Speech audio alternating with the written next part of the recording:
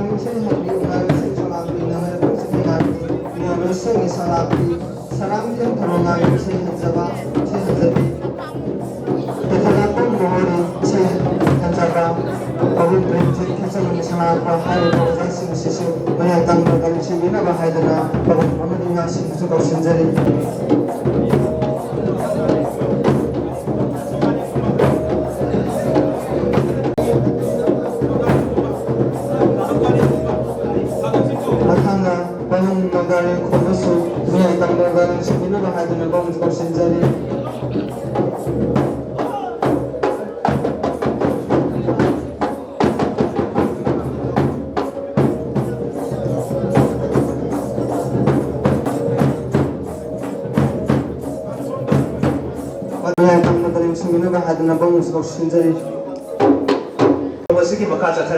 dapat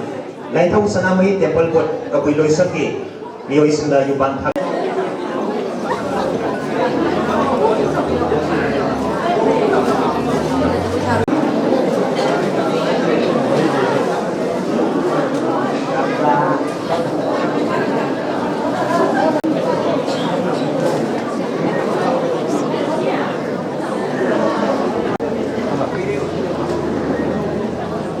Lainingthou Sanamahi temple kot Makada Leriba Kabui Loisana, Ipantawi Tora Haji Pangkori, Masiki Matanda, Ipege, Lainingthou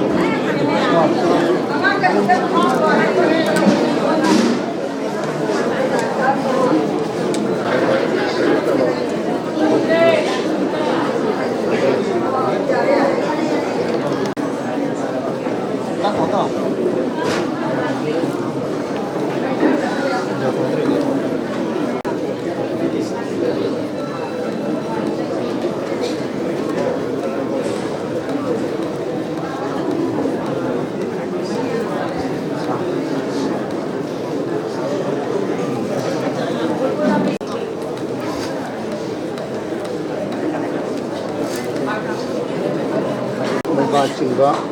may hore e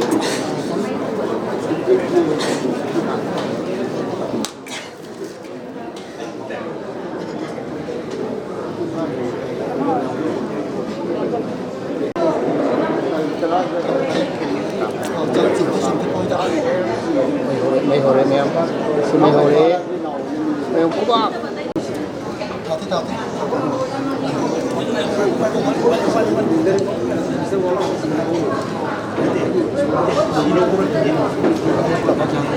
문 다려보도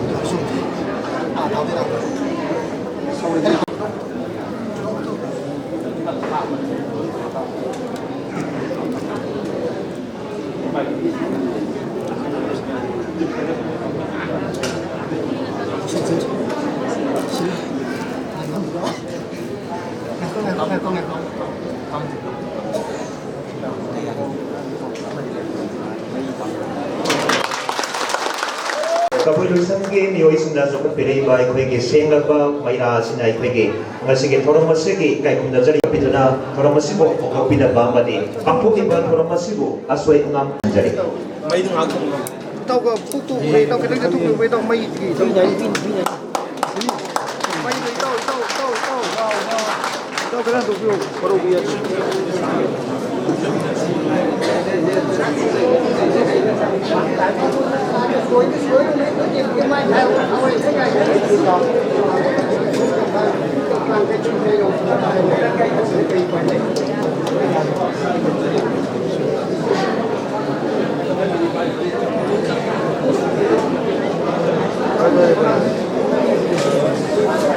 Ini sudah untuk seribu lebih terang mengenai semua konflik berbagai lembah. Sanamahi Lainingthou pokba, lomba, siba, hai badung laba, hiram sudah, tuan ba, resource processing na, hai jenu pada, orang ya biar terang sigi, untuk pergi orang sigi atau yang itu relation beri ba, Manipuri ngaki, Health and Family Welfare Minister, Lainingthou. Department of Information and Public Relations ki adum laba mene na lenga ki wangang lo shwe bi ba kai nazar bani mene punjar bata Dr. Safam Ranjan to Lainingthou Sanamahi Temple Board ki mai digi aro kaya na oksa bagal mene ni kai kun uchari mene na nasigi phamba ki apoi ge dum laba thoi bata election bi ba final punjar ga su punamak Lainingthou Sanamahi Temple Board ki mahut sinjaraga ikai kumnabu chabagoloinan taram noksari loinana mangdaleng sinbiriba Lainingthou Sanamahi Temple Board ki tongan ba loisangi adugumlaba thobur roising ahalaman sing loinana akoi workshop sida saruyana ba lengbi reiba delegate sing wangang loi bigadoriba resource person sing loinana igi press colleague sing punamapu ikai kumnabu chabagoloinan taram noksari akoi handak pangthok seriba workshop si ahum laksu bani Akoi Manipuri University of Culture ga Lainingthou Sanamahi Temple Board ka pul ga pangsoiba workshops pangthoiba matam sisu mera hiangai hairiba matam sida ayama pangthoksei ada masigi asigumlaba nana mamal yamlaba asigumla workshop ama akoina pangthoksaba phangjari se masi ayahan mamaktada akoi Manipuri University of Culture gi Vice Chancellor Oja Professor Paunam Gunindro adagi akoi Registrar Oja Radhakanta Deputy Registrar amadi koi handak nau na controller of examination gi thau pupiri ba hairiba wakhan manaba tim mama colleague ama leirakanda salaiba dugumba university ma oibadagi asigumba wakhallon asi puthokpiduna aikoi ga punna pangminna dana yauna mamal yaunaba wakhallon amadi thabak thoram kaya pangba ngamjabani haiba waphamsi thamjabaga loinena oja professor Paunam Gunindro gi damakta ahuba kuba amtang khomina jaiduna thamjai akoina khange madudi lamdam amagi magi sanabi hauna lonsat natragana phuruptugi sanabi hauna lonsat ama khangge natragana aina madugi maramda nainage hairagadi phuruptugi magi Lainingthougi pokpa siba luhongbagi thoram singado madu aina yengaga nainarakanda lamdugi phuruptugi magi sanabi natse khangmangami masida yumpham oirakanda Manipuri University of Culture na ai hana hairena waru biganu oja Professor Paunam Gunindro mama hairiba oja sisu akoigi board member oibiramba oja sina yamna munna khangba Lainingthou Sanamahi Temple Board ki maramda khangba loinana ꯑꯩꯈꯣꯏꯒꯤ ꯏꯅꯥꯠ ꯂꯥꯏꯅꯤꯡꯁꯦ ꯀꯔꯝꯕ ꯃꯥꯏꯀꯩꯗ ꯆꯠꯂꯒꯗꯤ ꯍꯥꯏꯔꯤꯕ ꯏꯅꯥꯠ ꯂꯥꯏꯅꯤꯡꯁꯦ ꯉꯥꯛꯄ ꯉꯝꯒꯅꯤ ꯆꯥꯎꯈꯠꯄ ꯉꯝꯒꯅꯤꯅ ꯈꯪꯕ ꯑꯗꯨꯒꯨꯝꯕ ꯑꯣꯖꯥ ꯑꯃ ꯂꯩꯕꯤꯗꯅ ꯑꯣꯖꯥꯁꯤꯅ ꯄꯨꯊꯣꯛꯄꯤꯔꯛꯄ ꯋꯥꯈꯜꯂꯣꯟ ꯂꯣꯏꯅꯅ ꯍꯥꯏꯔꯤꯕ ꯁꯤꯒꯨꯝꯕ ꯋꯥꯔꯛꯁꯣꯞꯁꯤꯗꯤ ꯑꯩꯈꯣꯏꯒꯤ ꯂꯥꯏꯅꯤꯡꯊꯧ ꯁꯅꯥꯃꯍꯤ ꯁꯪꯂꯦꯟꯗ ꯄꯥꯡꯊꯣꯛꯀꯗꯕꯅꯤ ꯃꯔꯝꯗꯤ ꯃꯁꯤꯗ ꯅꯨꯡꯇꯤꯖꯥꯒꯤ ꯅꯣꯡꯃꯒꯤ ꯑꯌꯨꯛꯀꯤ ꯅꯨꯡꯊꯤꯟꯒꯤ ꯅꯨꯡꯗꯥꯡꯒꯤ ꯂꯣꯏꯅꯅ ꯅꯣꯡꯃꯒꯤ ꯊꯧꯔꯝ ꯄꯣꯛꯄꯒꯤ ꯂꯨꯍꯣꯡꯕꯒꯤ ꯁꯤꯕꯒꯤ ꯊꯧꯔꯝ ꯃꯌꯥꯝ ꯑꯃ ꯄꯥꯡꯊꯣꯛꯏꯕ ꯑꯍꯤꯡꯕ ꯑꯣꯏꯅ ꯂꯩꯔꯕ ꯑꯗꯨꯒꯨꯝꯕ ꯐꯨꯔꯨꯞ ꯑꯃꯒꯤ ꯅꯠꯇ꯭ꯔꯒꯅ ꯃꯥꯒꯤ ꯈꯨꯟꯅꯥꯏꯗꯨꯒꯤ ꯑꯗꯨꯒꯨꯝꯕ ꯃꯥꯒꯤ ꯆꯠꯅꯕꯤ ꯃꯥꯒꯤ ꯍꯧꯅ ꯂꯣꯟꯆꯠ ꯃꯌꯥꯝꯗꯣ ꯈꯪꯒꯦ ꯍꯥꯏꯔꯒꯗꯤ ꯃꯐꯝꯁꯤꯗ ꯆꯠꯂꯒ ꯂꯤꯚꯤꯡ ꯑꯦꯛꯖꯥꯝꯄꯜ ꯑꯣꯏꯅ ꯌꯦꯡꯕ ꯌꯥꯔꯕ ꯃꯐꯝꯁꯤꯗ ꯄꯥꯡꯊꯣꯛꯄꯅ ꯆꯨꯝꯃꯤ ꯍꯥꯏꯗꯅ ꯑꯩꯈꯣꯏ ꯑꯍꯨꯝꯂꯛ ꯁꯨꯕ ꯑꯣꯏꯅ ꯍꯥꯏꯔꯤꯕ ꯋꯥꯔꯛꯁꯣꯞꯁꯤ ꯄꯥꯡꯊꯣꯛꯆꯕꯅꯤ ꯃꯁꯤꯗ ꯃꯃꯥꯡ ꯆꯍꯤꯁꯤꯡꯗ ꯑꯩꯈꯣꯏ ꯃꯤꯑꯣꯏ 150-300 ꯂꯥꯛꯄ ꯌꯥꯎꯈ꯭ꯔꯦ ꯂꯣꯏꯅꯅ ꯑꯔꯥꯞꯄ ꯑꯩꯈꯣꯏꯒꯤ ꯃꯣꯔꯦꯗꯒꯤ ꯖꯤꯔꯤꯗꯒꯤ ꯆꯨꯔꯆꯥꯟꯄꯨꯔꯗꯒꯤ ꯃꯌꯥꯝ ꯑꯃ ꯌꯥꯎꯈ꯭ꯔꯦ ꯑꯗꯨꯕꯨ ꯍꯟꯗꯛꯁꯦ ꯈꯤꯇꯪ ꯑꯣꯏꯔꯤꯕ ꯐꯤꯕꯝ ꯂꯩꯕꯥꯛꯀꯤ ꯐꯤꯕꯝꯁꯤꯅ ꯍꯥꯏꯕ ꯇꯥꯔꯦ ꯈꯤꯇꯪ ꯃꯁꯤꯡ ꯍꯧꯖꯤꯛ ꯑꯩꯈꯣꯏ ꯃꯤ 113-150 ꯑꯃꯨꯛ ꯂꯥꯛꯄ ꯉꯁꯤꯁꯨ ꯐꯣꯝ ꯊꯥꯖꯤꯟꯕ ꯂꯥꯛꯄ ꯈꯔ ꯑꯃꯒ ꯌꯥꯎꯔꯤ ꯑꯗꯨꯅ ꯃꯁꯤꯗ ꯍꯟꯗꯛꯀꯤꯁꯤꯗ ꯑꯃꯨꯛ ꯇꯣꯞ ꯃꯁꯛ ꯑꯃ ꯑꯣꯏꯔꯤꯕꯁꯤꯅ ꯑꯩꯈꯣꯏ ꯕꯪꯒ꯭ꯂꯥꯗꯦꯁꯇꯒꯤ ꯑꯩꯈꯣꯏ ꯂꯥꯏꯅꯤꯡꯊꯧ ꯁꯅꯥꯃꯍꯤ ꯇꯦꯝꯄꯜ ꯕꯣꯔꯗꯀꯤ ꯃꯈꯥꯗ ꯍꯥꯡꯖꯈꯤꯕ ꯂꯥꯏꯅꯤꯡꯊꯧ ꯁꯅꯥꯃꯍꯤ ꯊꯧꯒꯜ ꯂꯨꯞꯅ ꯑꯩꯈꯣꯏ ꯃꯤꯑꯣꯏ ꯈꯔ ꯊꯥꯔꯛꯅꯕ ꯊꯧꯔꯥꯡ ꯇꯧꯏ ꯑꯗꯨꯕꯨ ꯍꯧꯖꯤꯛ ꯕꯪꯒ꯭ꯂꯥꯗꯦꯁꯇ ꯂꯥꯛꯏꯕ ꯑꯍꯣꯡꯕꯁꯤꯅ ꯃꯔꯝ ꯑꯣꯏꯗꯅ ꯚꯤꯖꯥꯒꯤ ꯔꯦꯁꯇ꯭ꯔꯤꯛꯁꯟ ꯌꯥꯝ ꯂꯩꯕ ꯑꯊꯤꯡꯕ ꯌꯥꯝ ꯂꯩꯕ ꯑꯗꯨꯅ ꯃꯔꯝ ꯑꯣꯏꯗꯅ ꯃꯁꯥꯒꯤ ꯑꯣꯏꯅ ꯃꯥꯒꯤ ꯚꯤꯖꯥꯒꯤ ꯄꯦꯔꯠ ꯂꯩꯕ ꯃꯇꯝ ꯑꯗꯨꯒꯤ ꯃꯔꯛꯇꯨꯗꯒꯤ ꯑꯩꯈꯣꯏꯒꯤ ꯏꯆꯟ ꯖꯃꯨꯅꯥ ꯀꯧꯕꯤ ꯑꯃ ꯑꯩꯈꯣꯏ ꯊꯥꯔꯛꯇꯅ ꯕꯪꯒ꯭ꯂꯥꯗꯦꯁꯇꯒꯤ ꯏꯆꯟ ꯑꯃ ꯉꯔꯥꯡ ꯑꯩꯈꯣꯏ ꯏꯝꯐꯥꯜꯗ ꯊꯨꯡꯕꯒ ꯂꯣꯏꯅꯅ ꯉꯁꯤꯒꯤ ꯑꯌꯨꯛꯀꯤ ꯑꯩꯈꯣꯏꯒꯤ ꯂꯣꯏꯁꯪ ꯃꯌꯥꯝ ꯇꯤꯟꯅꯕꯒꯤ ꯃꯤꯐꯝꯒꯤ ꯑꯗꯨꯒꯨꯝꯕ ꯅꯤꯉꯣꯜ ꯆꯥꯛꯀꯧꯕꯒ ꯃꯔꯤ ꯂꯩꯅꯕ ꯆꯥꯛꯂꯦꯟ ꯑꯃꯁꯨ ꯄꯨꯟꯅ ꯆꯥꯃꯤꯟꯅꯗꯅ ꯍꯥꯏꯔꯤꯕ ꯋꯥꯔꯛꯁꯣꯞꯁꯤꯗ ꯁꯔꯨꯛ ꯌꯥꯕ ꯂꯥꯛꯄꯤꯔꯤ ꯂꯣꯏꯅꯅ ꯑꯁꯥꯝꯒꯤ ꯍꯣꯖꯥꯏꯗꯒꯤ ꯑꯩꯈꯣꯏꯒꯤ ꯋꯥꯔꯛꯁꯣꯞꯁꯤꯗ ꯗꯦꯂꯤꯒꯦꯠ ꯑꯣꯏꯅꯕ ꯂꯥꯛꯄꯤꯔꯤ ꯑꯗꯨꯅ ꯑꯩꯈꯣꯏꯅ ꯊꯝꯖꯅꯤꯡꯕꯁꯤ ꯄꯥꯡꯊꯣꯛꯏꯕ ꯋꯥꯔꯛꯁꯣꯞꯁꯦ ꯃꯁꯤ ꯌꯥꯝꯅ ꯃꯇꯤꯛ ꯃꯌꯥꯏ ꯌꯥꯎꯔꯛꯄ ꯂꯣꯏꯅꯅ ꯍꯦꯟꯅ ꯃꯥꯒꯤ ꯃꯤꯌꯥꯝꯅ ꯄꯨꯛꯅꯤꯡ ꯊꯧꯒꯠꯄ ꯑꯄꯥꯝꯕ ꯃꯌꯥꯝ ꯑꯃ ꯂꯥꯛꯄ ꯑꯗꯨꯒ ꯂꯣꯏꯅꯅ ꯃꯁꯤꯗꯩꯁꯤꯗ ꯑꯩꯈꯣꯏꯒꯤ ꯍꯦꯟꯅꯁꯨ ꯑꯩꯈꯣꯏꯒꯤ ꯍꯧꯖꯤꯛ TOM TVꯒꯤ ꯃꯥꯏꯀꯩꯗꯒꯤ ꯑꯩꯈꯣই ꯃꯃꯥꯡꯗꯁꯨ ꯑꯩꯈꯣꯏꯒꯤ ꯀꯔꯤꯝꯇ ꯑꯩꯈꯣꯏꯒꯤ ꯀꯩ ꯍꯥꯏꯇꯥꯔꯦ ꯂꯥꯏꯚ ꯀꯚꯔꯦꯖ ꯗꯤꯐꯔ ꯂꯥꯏꯚꯀꯤ ꯃꯃꯜ ꯑꯝꯇ ꯂꯧꯕꯤꯗꯅ ꯊꯥꯕꯤꯈꯤꯕꯗꯨ ꯍꯟꯗꯛꯁꯨ ꯑꯩꯈꯣꯏꯒꯤ ꯏꯌꯥꯝꯕ ꯑꯅꯤꯜꯅ ꯇꯧꯔꯀꯥꯟꯗ TOM TVꯅ ꯁꯤꯕ ꯑꯗꯨꯗꯤ ꯍꯟꯗꯛꯁꯨ ꯑꯩꯈꯣꯏ ꯑꯗꯨꯝ ꯗꯤꯐꯔ ꯂꯥꯏꯚ ꯊꯥꯒꯦ ꯍꯥꯏꯗꯅ ꯍꯧꯖꯤꯛ ꯑꯩꯈꯣꯏ ꯄꯥꯡꯊꯣꯛꯏꯕ ꯊꯧꯔꯝꯁꯤ ꯗꯤꯐꯔ ꯂꯥꯏꯚ ꯊꯥꯕꯤꯔꯤ ꯑꯗꯨꯅ ꯃꯁꯤꯒꯤꯗꯃꯛꯇꯁꯨ ꯊꯥꯒꯠꯆꯔꯤ ꯂꯣꯏꯅꯅ ꯃꯈꯥ ꯇꯥꯔꯛꯄꯗ ꯑꯩꯈꯣꯏ ꯍꯧꯖꯤꯛꯁꯦ ꯑꯩꯈꯣꯏꯅ ꯈꯪꯉꯤ ꯃꯗꯨꯗꯤ ꯑꯩꯈꯣꯏꯒꯤ ꯑꯣꯏꯅ ꯑꯩꯈꯣꯏꯒꯤ ꯏꯄꯥ ꯏꯄꯨꯁꯤꯡꯗꯨꯅ ꯑꯩꯈꯣꯏꯒꯤ ꯐꯨꯔꯨꯞ ꯑꯃꯒꯤ ꯃꯥꯒꯤ ꯁꯛꯇꯝ ꯑꯃꯒꯤ ꯀꯔꯤꯝꯇ ꯋꯥꯠꯇꯅ ꯊꯅꯝꯃꯤ ꯃꯥꯒꯤ ꯃꯤꯠ ꯅꯥ ꯈꯣꯡ ꯈꯨꯠ ꯂꯣꯏꯅꯃꯛ ꯋꯥꯠꯇꯅ ꯊꯝꯃꯝꯃꯤꯕ ꯃꯌꯥꯝꯁꯤꯡꯁꯦ ꯑꯩꯈꯣꯏ ꯍꯧꯖꯤꯛꯇꯤ ꯑꯩꯈꯣꯏ ꯃꯇꯝ ꯈꯔ ꯃꯤꯔꯥꯏꯔꯨꯔꯒꯁꯨ ꯍꯧꯖꯤꯛꯇꯤ ꯑꯔꯤꯕ ꯃꯌꯥꯝꯁꯤ ꯄꯨꯊꯣꯛꯑꯒ ꯄꯣꯡꯕ ꯐꯨꯔꯨꯞꯇꯨꯒꯤ ꯆꯥꯎꯊꯣꯛꯆꯕ ꯍꯧꯔꯛꯑꯕꯅꯤꯅ ꯑꯔꯤꯕꯅ ꯁꯅꯥꯅꯤ ꯍꯥꯏꯕ ꯃꯇꯝꯗꯣ ꯌꯧꯔꯛꯑꯕꯅꯤꯅ ꯍꯧꯖꯤꯛꯇꯤ ꯑꯩꯈꯣꯏ ꯄꯨꯝꯅꯃꯛ ꯑꯩꯈꯣꯏ ꯂꯩꯔꯝꯃꯤꯕ ꯏꯄꯥ ꯏꯄꯨꯅ ꯊꯝꯃꯝꯃꯤꯕ ꯃꯃꯜ ꯌꯥꯝꯂꯕ ꯄꯨꯀꯩ ꯂꯪꯒꯩ ꯃꯌꯥꯝꯁꯤꯡꯁꯦ ꯑꯩꯈꯣꯏꯅ ꯄꯨꯊꯣꯛꯑꯒ ꯃꯤꯌꯥꯝꯗ ꯎꯠꯃꯤꯟꯅꯕ ꯃꯤꯌꯥꯝꯗ ꯃꯗꯨꯕꯨ ꯁꯛ ꯇꯥꯛꯃꯤꯟꯅꯕꯒꯤ ꯄꯨꯡꯐꯝꯗꯨꯅꯤ ꯍꯧꯖꯤꯛ ꯌꯧꯔꯛꯏꯕꯁꯦ ꯑꯗꯨꯕꯨ ꯃꯁꯤꯗ ꯅꯨꯡꯉꯥꯏꯕ ꯑꯃꯗꯤ ꯋꯥꯖꯕ ꯊꯃꯣꯏꯗ ꯂꯩꯔꯤꯕꯁꯤ ꯀꯔꯤꯅꯣ ꯍꯥꯏꯔꯒꯗꯤ ꯍꯥꯏꯔꯤꯕ ꯃꯌꯥꯝꯁꯤꯡ ꯑꯁꯤ ꯄꯨꯊꯣꯔꯛꯄꯗ ꯋꯥꯈꯜꯂꯣꯟ ꯃꯥꯟꯅꯗꯕ ꯂꯣꯏꯅꯅ ꯇꯣꯉꯥꯟꯕ ꯃꯤꯠꯌꯦꯡ ꯇꯣꯉꯥꯟꯕ ꯃꯥꯒꯤ ꯊꯤꯖꯤꯟꯕ ꯃꯌꯥꯝꯗ ꯂꯥꯛꯄ ꯃꯥꯟꯅꯗꯕ ꯃꯌꯥꯝꯁꯤꯅ ꯑꯩꯈꯣꯏꯅ ꯀꯔꯤꯒꯨꯝꯕ ꯋꯥꯔꯣꯏꯁꯟ ꯑꯃ ꯄꯨꯔꯛꯑꯒ ꯉꯁꯤꯒꯤ ꯃꯤꯔꯣꯜꯗ ꯑꯩꯈꯣꯏꯅ ꯌꯥꯝꯅ ꯀꯥꯟꯅꯕ ꯄꯨꯟꯅ ꯆꯠꯃꯤꯟꯅꯕ ꯌꯥꯕ ꯑꯗꯨꯒꯨꯝꯕ ꯂꯝꯕꯤ ꯑꯃ ꯑꯩꯈꯣꯏꯅ ꯇꯥꯛꯄ ꯉꯝꯍꯧꯗꯗꯅ ꯑꯃꯅ ꯈꯨꯗꯣꯝꯕꯤ ꯃꯁꯤꯡ ꯌꯥꯝꯃꯛꯇꯅ ꯃꯗꯩꯗꯨꯗ ꯀꯔꯣꯝꯗ ꯆꯠꯀꯗꯣꯏꯅꯣ ꯈꯪꯗꯗꯅ ꯀꯉꯥꯎꯅꯔꯛꯄꯗ ꯑꯩꯈꯣꯏꯒꯤ ꯍꯧꯔꯛꯂꯤꯕ ꯃꯤꯔꯣꯜꯁꯤꯡꯅ ꯑꯩꯈꯣꯏ ꯍꯧꯖꯤꯛꯀꯤ ꯃꯤꯔꯣꯜꯁꯤꯗ ꯌꯥꯝꯅ ꯑꯩꯈꯣꯏꯒꯤ ꯅꯤꯡꯉꯝꯗꯕ ꯂꯣꯏꯅꯅ ꯄꯦꯟꯗꯕ ꯃꯌꯥꯝ ꯑꯃ ꯂꯩꯒꯗ꯭ꯔꯥ ꯍꯥꯏꯕ ꯑꯩꯈꯣꯏꯗ ꯅꯨꯡꯉꯥꯏꯖꯗꯕ ꯑꯗꯨꯒꯨꯝꯕ ꯋꯥꯖꯕ ꯃꯌꯥꯝ ꯑꯃ ꯂꯩ ꯑꯩꯈꯣꯏ ꯍꯥꯏꯔꯤꯕ ꯑꯩꯈꯣꯏꯒꯤ ꯁꯪꯂꯦꯟꯁꯤꯗꯁꯨ ꯄꯥꯡꯊꯣꯛꯄ ꯊꯕꯛ ꯊꯧꯔꯝ ꯃꯌꯥꯝꯗ ꯇꯣꯉꯥꯟꯕ ꯋꯥꯈꯜꯂꯣꯟ ꯂꯩꯁꯨ ꯂꯩꯐꯝ ꯊꯣꯛꯏ ꯇꯁꯦꯡꯕꯗꯤ ꯀꯔꯤꯒꯤꯅꯣ ꯍꯥꯏꯕꯗ ꯑꯩꯈꯣই ꯇꯥꯡꯀꯛ ꯀꯌꯥꯗ ꯑꯩꯈꯣꯏ ꯑꯃꯝꯕꯒꯤ ꯇꯥꯡꯀꯛ ꯃꯌꯥꯝ ꯑꯃ ꯊꯦꯡꯅꯈ꯭ꯔꯕꯅꯤना ꯃꯥꯒꯤ ꯂꯩꯖꯕ ꯃꯥꯒꯤ ꯆꯤꯟꯍꯥꯏ ꯋꯥꯔꯤ ꯑꯣꯏꯅ ꯊꯝꯃꯝꯕ ꯂꯥꯏꯔꯤꯛꯁꯤꯡ ꯃꯌꯥꯝ ꯃꯥꯅ ꯈꯜꯂꯨꯕ ꯑꯣꯖꯥ ꯒꯨꯔꯨꯁꯤꯡ ꯃꯌꯥꯝꯗꯨꯗꯒꯤ ꯐꯪꯉꯛꯄ ꯋꯥꯈꯜ ꯂꯧꯁꯤꯡ ꯃꯌꯥꯝꯗꯨꯅ ꯄꯤꯅꯔꯛꯄ ꯑꯗꯨꯒꯨꯝꯕ ꯃꯥꯒꯤ ꯋꯥꯈꯜ ꯂꯧꯁꯤꯡꯗꯨꯒꯤ ꯑꯗꯨꯒꯨꯝꯕ ꯊꯕꯛ ꯊꯧꯔꯝꯅꯤꯅ ꯈꯦꯠꯅꯕ ꯃꯌꯥꯝ ꯑꯃ ꯂꯥꯛꯀꯅꯤ ꯑꯗꯨꯕꯨ ꯑꯩꯅ ꯍꯥꯏꯖꯅꯤꯡꯕꯁꯤ ꯃꯗꯨꯒꯤ ꯃꯌꯥꯝꯁꯤꯡꯗꯣ ꯃꯥꯟꯅꯕ ꯃꯌꯥꯝꯁꯤꯡꯗꯣ ꯂꯧꯈꯠꯂꯀꯥꯟꯗ ꯌꯥꯔꯤꯉꯩ ꯑꯩꯈꯣꯏꯒꯤ ꯍꯧꯔꯛꯂꯤꯕ ꯃꯤꯔꯣꯜꯗ ꯃꯃꯜ ꯌꯥꯝꯂꯕ ꯑꯗꯨꯒꯨꯝꯂꯕ ꯑꯩꯈꯣꯏꯒꯤ ꯋꯥꯈꯜꯂꯣꯟ ꯊꯕꯛ ꯃꯌꯥꯝ ꯑꯃ ꯑꯣꯏꯅ ꯄꯥꯡꯊꯣꯛꯃꯤꯟꯅꯔꯝꯁꯤ ꯍꯥꯏꯕꯗꯨꯃ ꯊꯝꯖꯒꯦ ꯂꯣꯏꯅꯅ ꯑꯩꯈꯣꯏ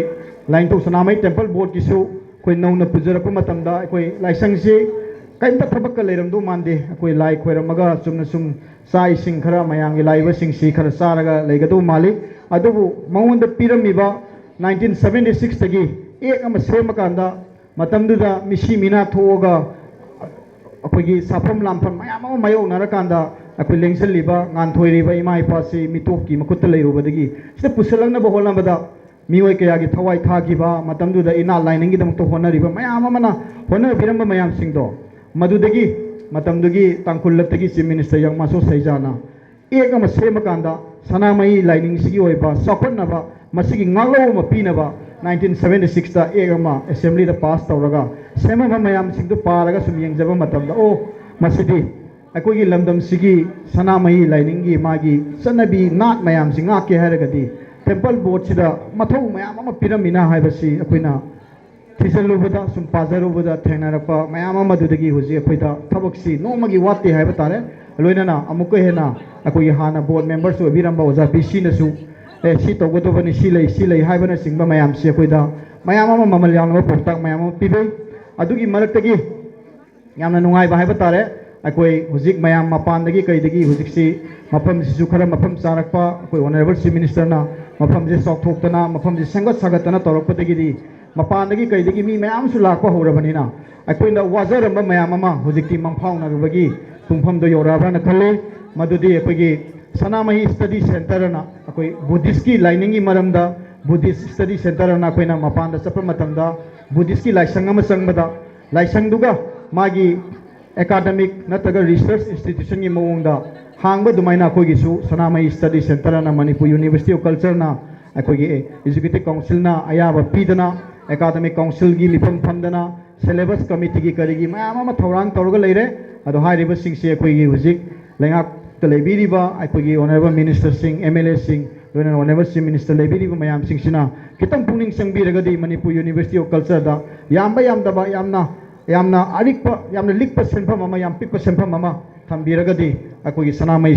ꯁ꯭ꯇꯗꯤ ꯁꯦꯟꯇꯔꯁꯦ ꯁꯣꯏꯗꯅ ꯃꯗꯨꯒꯤ ꯑꯩꯈꯣꯏꯒꯤ ꯃꯌꯥꯝꯅ ꯊꯤꯖꯤꯜꯂꯤꯕ ꯈꯪꯅꯤꯡꯉꯤꯕ ꯃꯌꯥꯝꯗꯣ ꯃꯥꯟꯅꯕ ꯄꯨꯔꯛꯅꯕ ꯍꯣꯠꯅꯕꯗ ꯑꯆꯧꯕ ꯃꯇꯦꯡ ꯑꯣꯏꯒꯅꯤ ꯍꯥꯏꯕꯗꯨꯃ ꯑꯩ ꯊꯝꯖꯅꯤꯡꯉꯤ ꯂꯣꯏꯅꯅ ꯊꯣꯏꯗꯣꯛ ꯍꯦꯟꯗꯣꯛꯅ ꯉꯁꯤꯁꯦ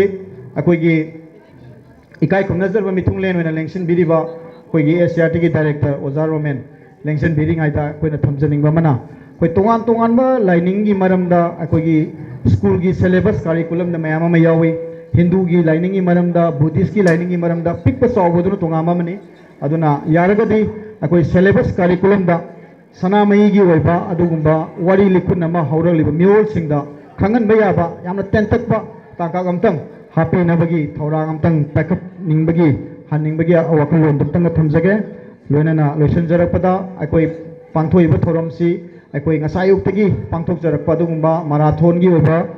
अकोइगी प्रोग्राम अमा ओइबनिना मतमसु याम साना लौबा पामजते लोइनना हयेंगसु अकोइ निंगोल चाकोबा लेबनिना लोइसनजरपदा अकोइ हुजिक मयाम ngara nahan media da thengnabiramani अकोइ मिकुक थीबसी सही तरा तरा खुदिंगी थीबदु सोलिसिंग अनिगा तरा मथोइदा थीगिबा मिकोकतु करिगुंबा कोविड की करिगी लेबदगी हुजिक लिसिंग अनि कुनगा मंगादा कोइ मिकोक थीगदोरे सेंसस अकोइ केनो तौगदोरे आइन ऑनरेबल मिनिस्टर की पुनिंग सिंगसिंग जनी मसे अकोइ हौकिबा सहीगी कैबिनेट मीटिंग दा कैबिनेट डिसीजन दा लौकिबा वारेप 2011 दा अकोइगी सनामही लाइनिंग सपजे सेंसस की रिकॉर्ड की मतुंगिना लाख 3 का लिसिंग मरफुनी 7.8 लाख लेरमी अदो हाइरिबा 2025 की सेंसस सिदा हाइरिबा मतम सिदा 2011 दा अकोइना युमदा मिकोक थीबा लाको मतमदा आइगी सही अदगी इमुंगी करिगी लोइना लौबा लोइरकांदा रिलीजन नामा अकोइ कलम अमा यावबनी आइगी लाइनिंग से करिनोना अदुदा सनामही की मागी अकोइगी सेंसस कोड नंबर से यावदबना मरम ओइदना अकोइना कनागुमा खरना अकोइगी हिंदूदा मेले कनागुमा खरना अदुदा मेले अदु कनागुमा वखन चममनबसिंगना अमसु अमसु मेनिंगदबनिना आदर्स हाइबदुदा मयाम अमा हापसले अदुगुमा मयाम सिंगदो हापसनगरबा खाइदोखरकांदा लाख 3 का लिसिंग मरफुनी अकोइना 2011 की मतुंगिना अकोइगी सनामही लाइनिंग चलबा मितै सिंगी अदुगुमा अकोइगी मिसिंग जे हाइबा तारे अदुना इना ऑनरेबल मिनिस्टर की पुनिंग सिंगसिंग जनि मसी कैबिनेट डिसीजन असु लौग्रबनी अमुता निंगसिंग बिराकांदा अदुना लाइबा 2025 सिदा अकोइगी सेंसस की कोड नंबर से सिदा सनामही की अदुगुमा कलम अमतंग हापनबा अकोइ अमतंग होनमिनसी हाइबा वफम से थमजरगा मयाम पुनमुते तेजन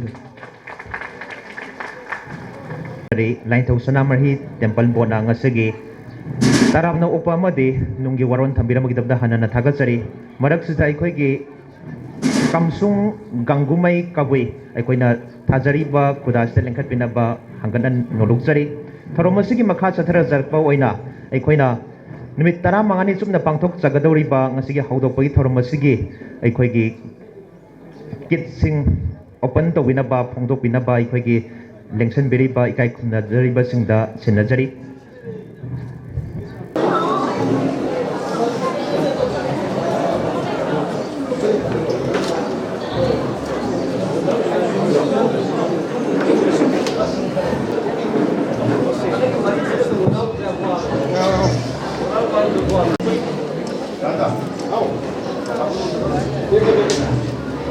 Workshop on Rite passage of Sanamahism for the church. Thank you. Tara mga nito na sa jagada kami Sanamahi Lainingthou mga bagit tharong sing hari ba hiram sila ko waktu taw jaba bagi kay nazari ba na kausunjari ahan bada kabuy loisan ki resource person mo ibigada ba hira kabuy oza ko kausunjari oza hira kabuy sila ibigi kay nazari ba kusunna bigani may resource person mo ibigada ba ima ko kausunjari haraw bagi ima ko ni lengsen bigani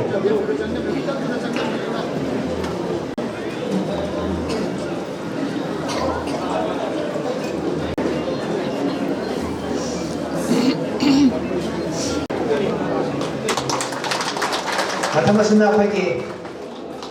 umanglay haraw pati bagay Manipuri Universal Culture gi nganbisa no daidagati nekat pinaba koksanjari lakre ne lojara kai pagi Oza Vidapati sesame dile gari delegation di mana tadi pagi Bangladesh gi lengsa Sasikanta Maitai oza su lengsin pirakdaba nirungna hangasari oza sida ikhaigi professor Khongbal gunindro vice chancellor Manipuri University of Culture ozana kusina bigani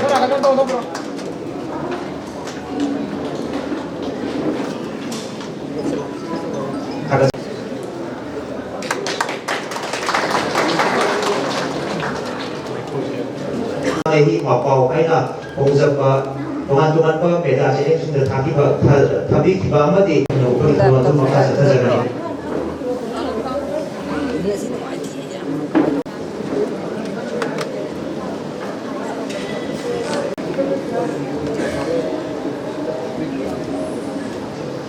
Lainingthou sa Lainingthou Sanamahi mabaw ay nang tuwan sa ba yang nagpagi mabaw si kasi wala bibigan mo sa.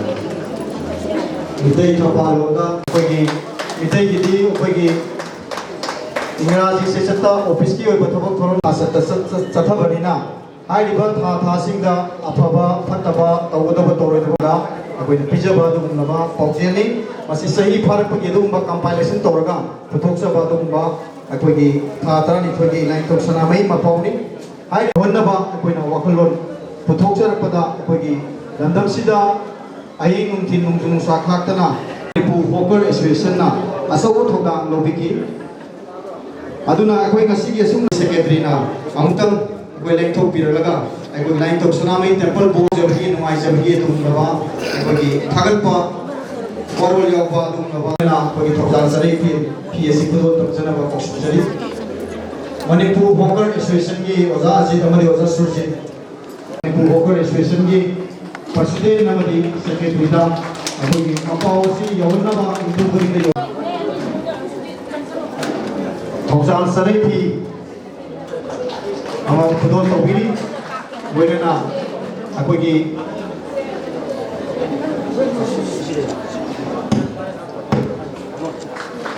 Manipur vocal association को थागत सभा थागत वरोल जाबो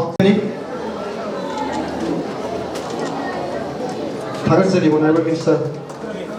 ID now बरसिया मदी पियोनिका अनिबो अकोगी Lainingthou Sanamahi temple board की मागे देगी अकोगी थागत वरोल याबा सकंसे थोडाल सरेपी मदी अकोगी दुमबा नमजबा तारेकी संजाकरा कुछ नवीन नबी नमक्ता अकोगी Manipuri University के vice chancellor गिरी रोजा प्रोफेसर Khongbal गुनिंदोना कुछ नवीन नबा मिसिंजे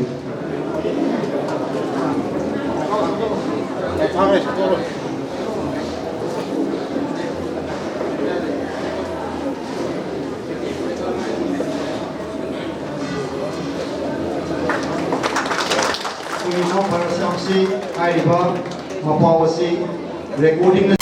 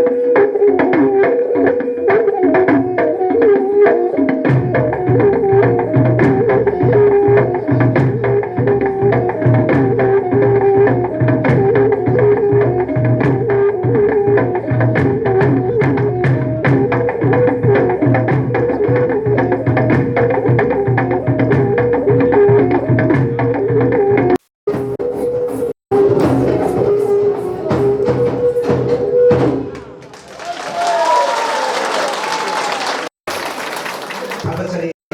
Lainingthou Sanamahi Temple Pongki Makhada Leiba Penal Loisan Gi Thawulisin Pangkokpa Hajakraba Bi Amai Loisan Gi Yuisin Thawulisin Mensiber Taba Nudani Sudari Insinjaba Amana Lainingthou Sanamahi Temple Pongka Hana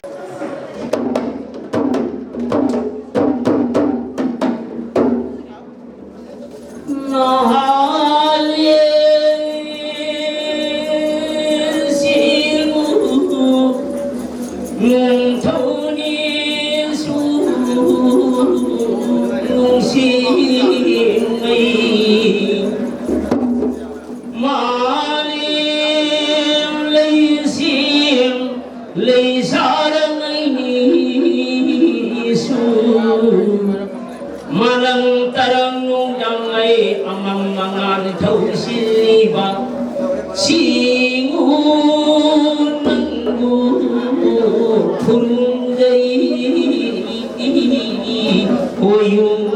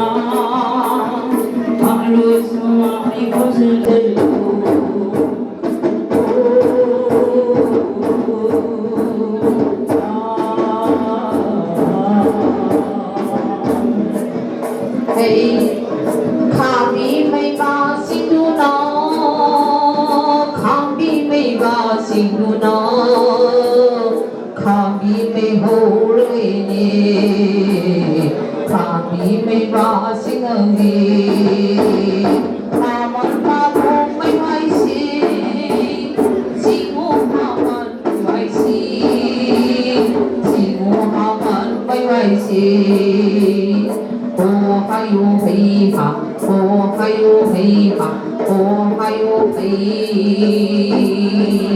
Kami mayam laguna, noi misi mai thaluna. Kami may lumulagi, kami may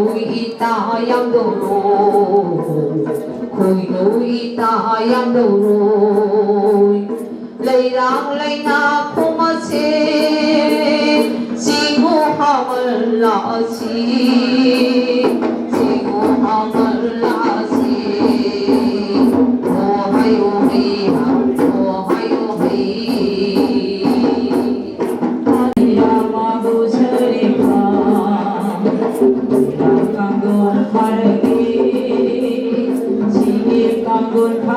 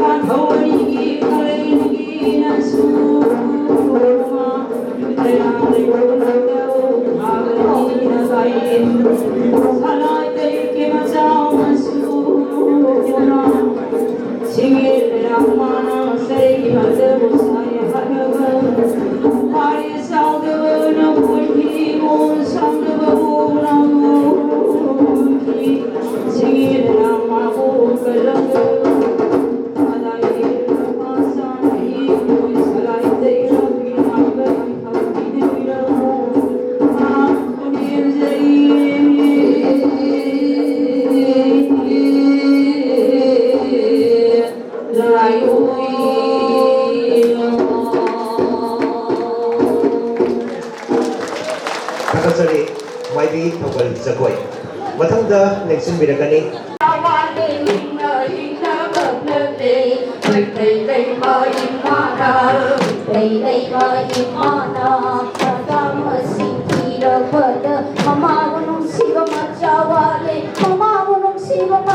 Ghiền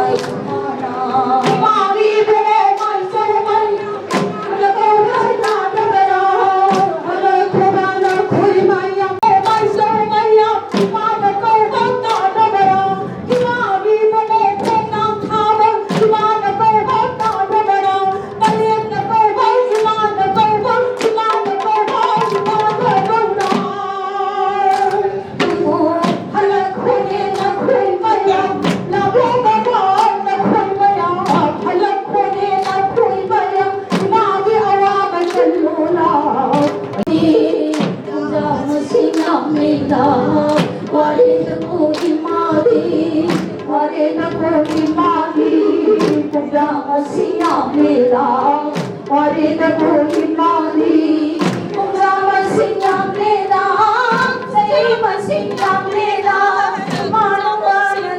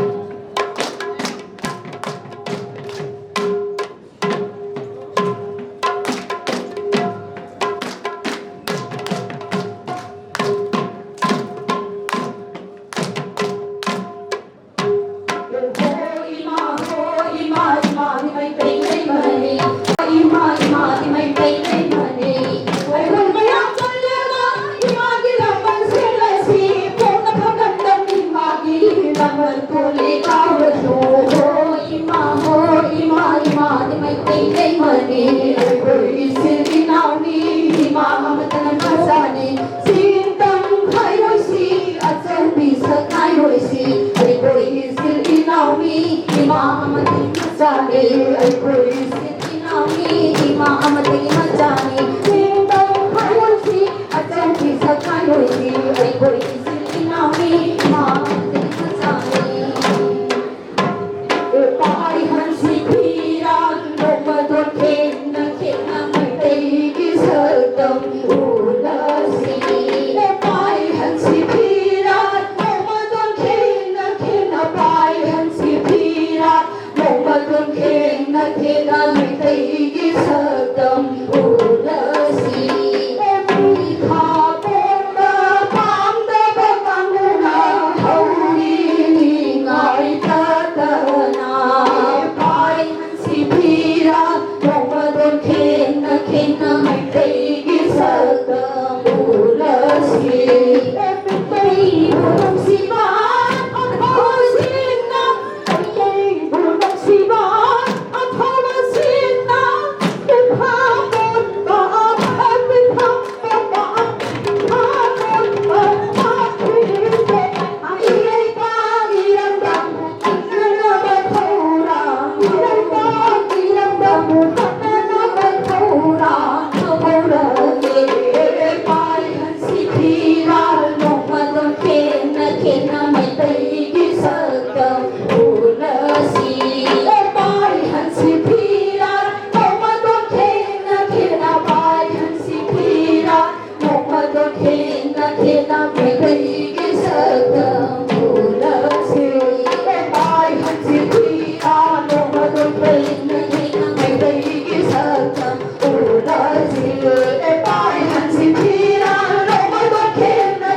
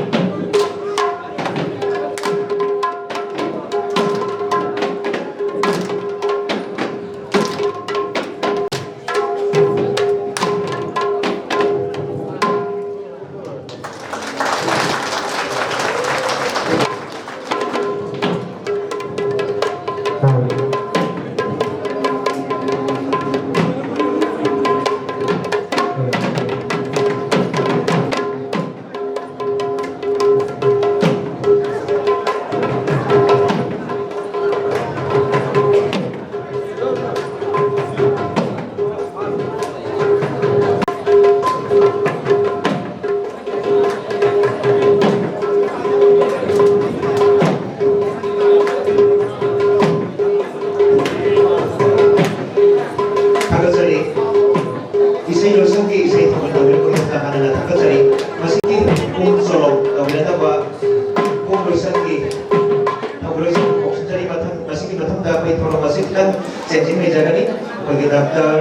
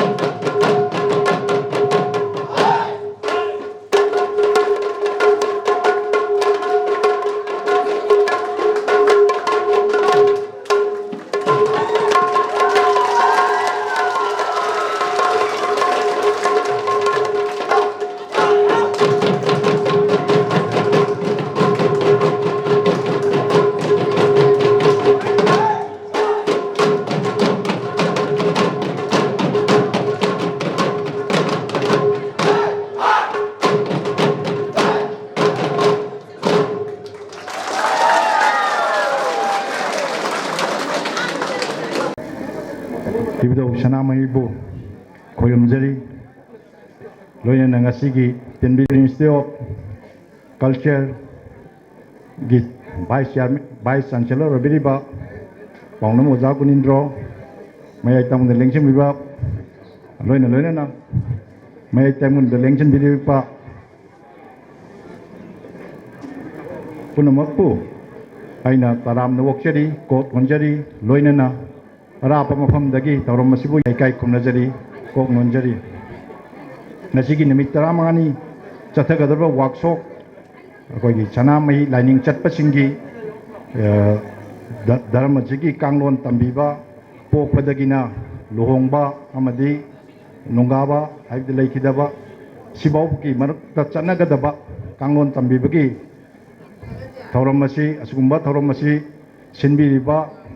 Manipuri University, Manipuri Institute of Culture, Amadi, Sanamahi Temple Board Point, Amukanasu, Tagatpa Nungaiba, I Pongdok Chari, the Sangamak Masigi Workshop, Hujiki, Sanamahi Lining Chapaki, the Montadi, Yam Darkal Laiba, Workshop Oire, and the Mashariban and Mitram Hanisida, Karamaina, Sanamahi Lining it, Lai Yoiba. Koi soy fadraba thawkal jingse karmai tawgadagi haibadu marik chumna tambigene na khalli adu koi sanamai chi koi matam khara sanamai lang che mul ragasu ngasi di nong gi hengalai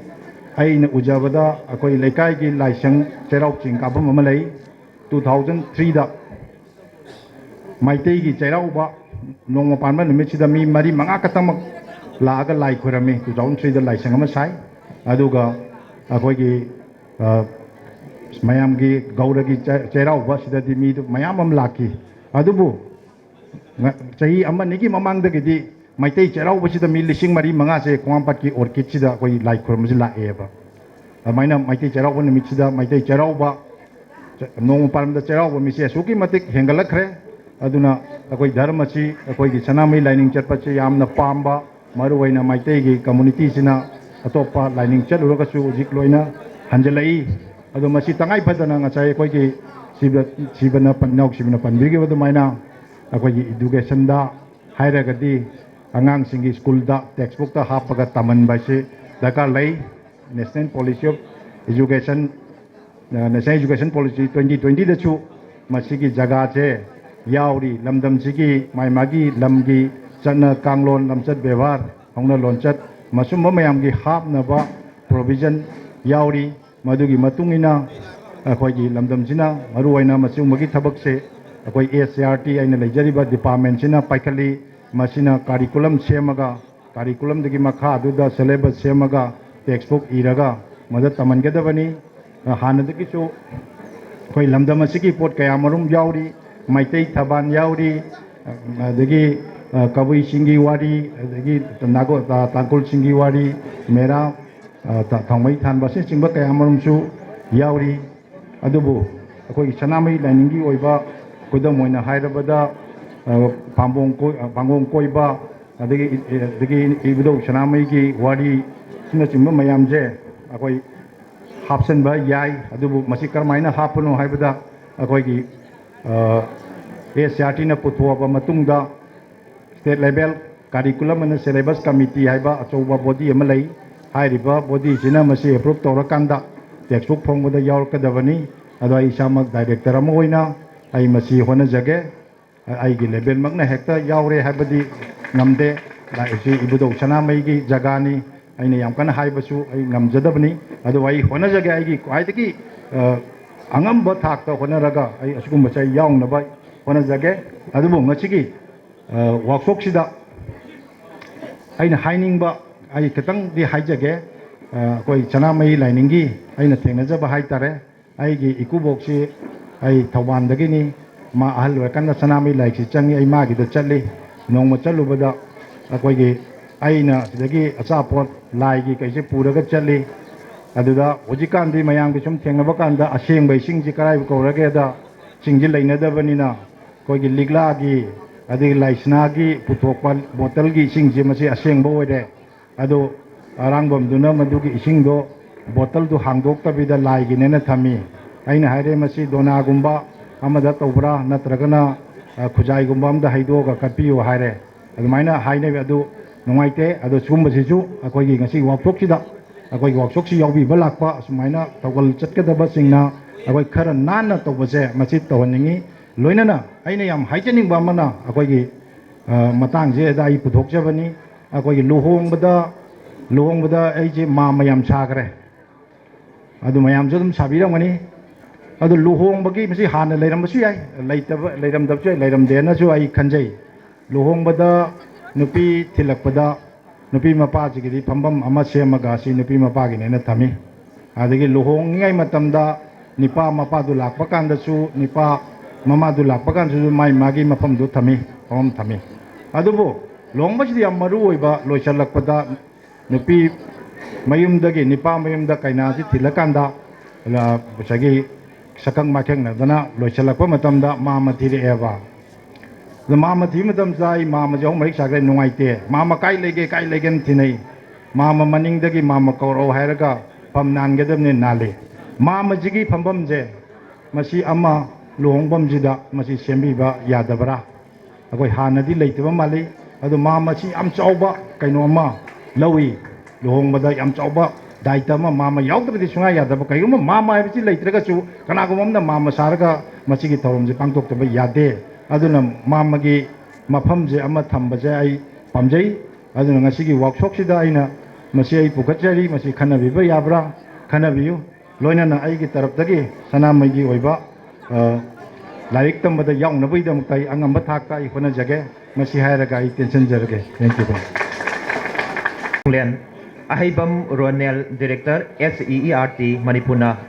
Ozagi Waron Tambiramba Hanana Thagatsari Matangda Koksinjari Professor Paunam Gunindro Vice Chancellor Manipur University of Culture Ozabu Ngasigi Chief Guest ki Waron Thaminaba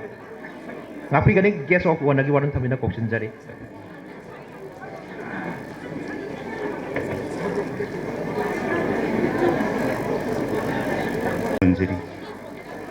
Ngasigi asigumnaba a 15-day workshop on rights the passage haiba of Sanamahism haiba sida ngasigi dais the lingsin midiba Honorable Minister Dr. Sapam London Honorable Minister Health and Family Welfare Government of Manipur Tamo Bidyavati Sentam Wakal Lamjingba Vice President Lainingthou Sanamahi Temple Board Amadi Ahibam Romel Amadi Tungda Ningshin Bidiba Dyson Ningshin Lapunamaku Aina Ikai Kumnamachari Kok Nonjari Amadi Mang the Tin Bidiba Aldaman Ichan Iche Amadi Ichin now Punamaku Aina Ikai Kumnamunsari Amadi Kok Nonjari Nasigi Torum Asibu Mafam Sinma Tungna Sandok Bidiba Amadi Sandok Bigadriba Print Amasung Electronic Imediagi Manu Opang Punamakusu Aina Ikai Kumnawutsari Tagatsari Handak Tauriba Asiga, Handak Pangtoliba Siga, Equigi, Rights the Passage, Manipur University of Culture Ga, Amadi Sanamahi Temple Board Ga, Aninga, could some Narina Pangtoliba say, Handaka, Omluk Subani, Mamang the Su, Equigi, Secretary Nesu, Wafam System. Aina, Tamdani Wafam di Zati Kudimaki, Puru Kudimaki, Lining Lesson Chapa Kudimaki. Magi lining lisat aduga mari leinaba ekwegi ira thoni thoram sing masi pangthok nei masibu ekweina rights and rituals sen kami rights and rituals is da ngasai makhal ahum thokna chawrakna ekweina thambirami scholar singna madidi critical rituals is kaino haimam tamsija khudak ki oina pangthokpa ira thoni Magi lining lisatuga Tajanaba Ida Tony Sarama. Ani Subada cyclical rituals say the Kaino Hamiltonda, Muba Mungi Punsida, Hepo Padina, Aroiba, Koro Nonga Ho, the Pangtuiba, Magi, Paces Miam Sinchi, Masigi Lighting, Asibu, Lights the Paces. Amana, Calendrical Iba,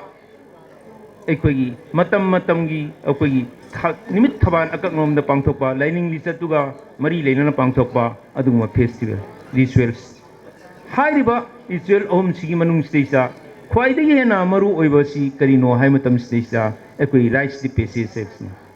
rights the passage masisda equigi tasingna yelongwai lerak kangluk amagi furuk amagi khunai amagi magi haiba singba pokpa luhongba korong nonga thau haiba ahum masigi thorum masida magi thajanaba chanabi magi lining gi meet legend punam ado haiba ritual singasida koi rights the passage mami tai aduna ngasai khudam moina haram tamda Christian marriage da oh moi Christian culture is mine to worry moi phajani mi si moi ethics and court si ni have je koi nyam phajan u phang similarly koi Hindu gi da su adi maite gi da su any leiba koi lining literature sing si da tasing na reflect toriba mami tariba se masi kai noida rights the passage sing ta tai and rights the passage se wafam amada hairaga masi kari no ham tamda particular community khunai natra samaj adugi magi culture gi sayeng minselni haina takpi rights PSC masi awang bathaki culture leijaba amadi magi akaknaba religion aidi asengba magi mayamna malemna khangnaba religion ni masak machal singdo yawbu singsidane he namamut tana lei haijiriba aduna ngasai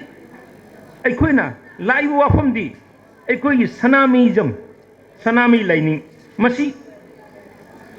tasing namak aikoina leidiba malemgi leidiba religion mayam Hinduism Buddhism Christianity leidiba Judaism Sufism leidiba mayam singsigi religion haina khangnari bisigi masigi thak adu yobra madi pandam di yobra hai matam sida aikoi Sanamahism se ngasai religion amada chenba yaba machal singado sab chana chele mayam punamuna akoi scholar singsina akhang ai singsina tapi kari tapi ye ham tamda lining khudimaki magi supreme being amam lei habase achet phajaba leineba any taibang sema mapu amal lei habase mase lining akoi awang ba thaki lining khunimakta taibang semba mapu gi miyeng concept ase sungsoi soiden leineba akoi isu leisemron gi wari ade lairau laiba kholiba myam singje akoi taibang semba gi mapu gi miyeng concept aduni aduga ani subada lining du baba religious doctrines leineba kari no hamatamda lining du gi mari leinaba akoi doctrines akoi teachings nam leineba poktak legini aduga ahum subda lining du ga mari leinaba lason tinson magi thadan mi matungina madungba akoi ritual sing leini ritual sing do mit ka sagon oigneba mari subada akoi magi lining du gi hariba right passage do mado magi leiriba tana thadan bi adugi magi mit magi region duga sagonaba magi courts ethics mayam leineba manga subda lining du gi oiba festival sing lei jagneba khudam oina habda koi isu leijidana mera chawre no ba government kham festival ma oiri sumai tawdana right passage popol home siba masigi akoi keno sisu dum leba aduna ngasai sigi wafam si thamatam si sa akoi Sanamahism se masagi chap chaba magi mayam na khangneba akoi religion sing si da modern religion ni hagira na to ancient religion hagira masigi religion je chap chaba criteria hagira madigi chap chaba leifam thopadu leiyo luxury wafam di mayam na hangbiram yai khangning biram yai kari namak ta Manipur University of Culture na Sanamahi Temple Board ka kusam narga lining weba singumba akoi rights di pese se pangtho ibano haibase kanagumba kharadigi wahang hangpasu yai hangbira trabasu madu wakhanda khalamba yai taseng namak hairama tamsi da university amgi matche magi university institution dugi matung ina magi research tawba adagi keno tawba akoi study tawni adu particularly karigino hairama tamsi da rights di pese se mase akoi si mayam punna khangan ye haiba tarabadi mayam punna ma koina awat pale rimyam singche ekoi khangan ye haiba tarabadi mase university ka amada natraga hall amada madu akakno phomda study tawduna di punna muktu khangbang amoeba aduna kaidogada gi hamtam da masigi ma pandam si kari pandam no hamtam si mayam punna mak any magi qualification adigi akoi magi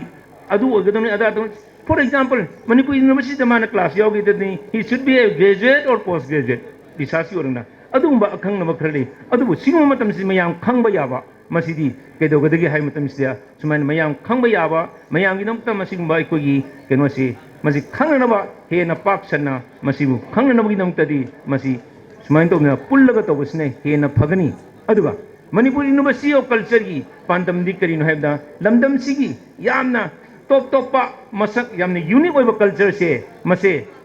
promote tawa amasung masibu study tawa mayam punam khang ba se is one of the akoi aims ni aduna ni akoi masi tawjari ba se aduna lai wa famdi mayamna hai University of Culture se masi ke dogade haim ta aina su hana nang sai mamang su ngasi zu aina governor unamadu su hai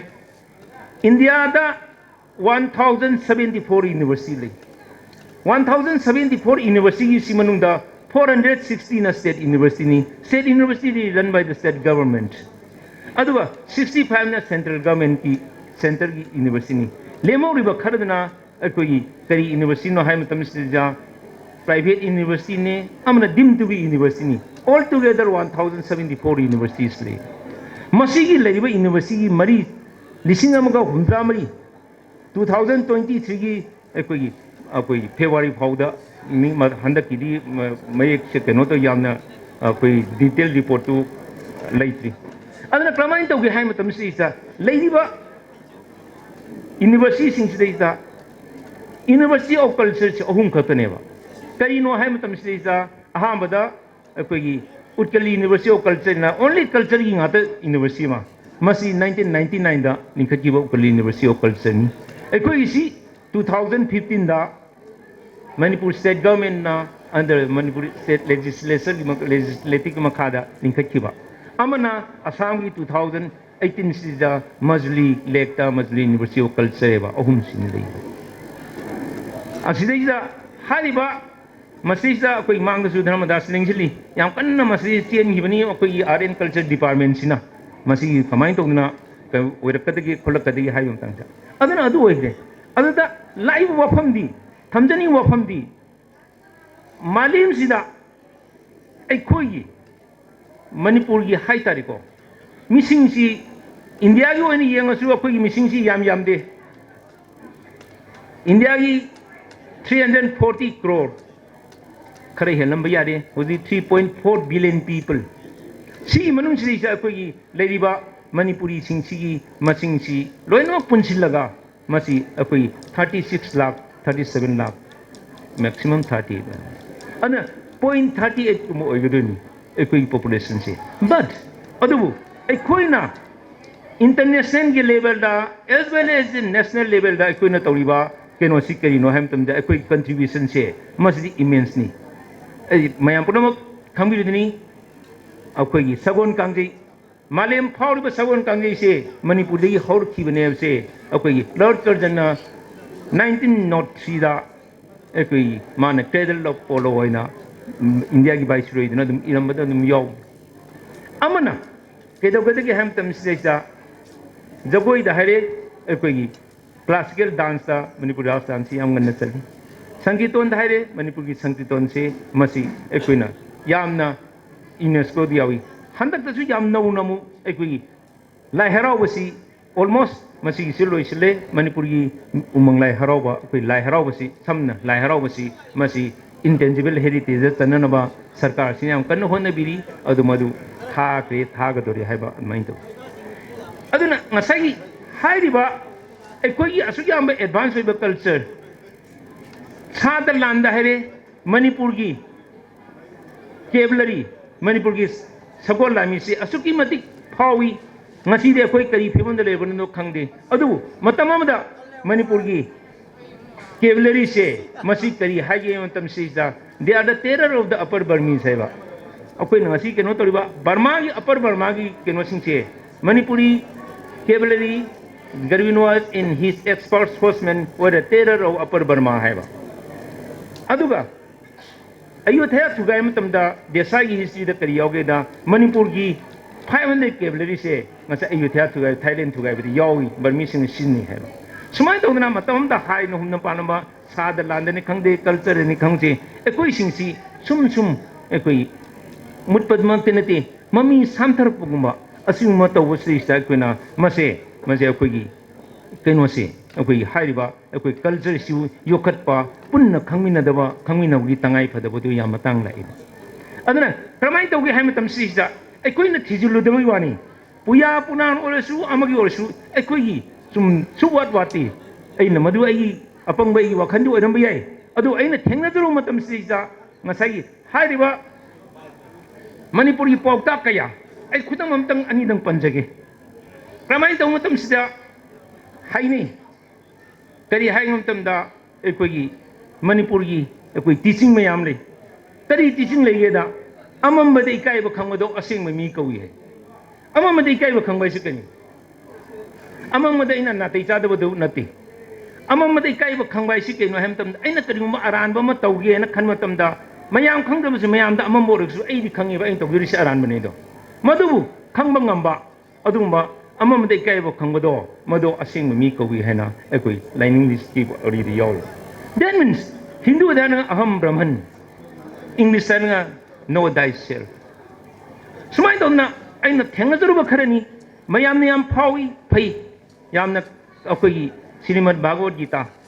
manim sinba thungna phawi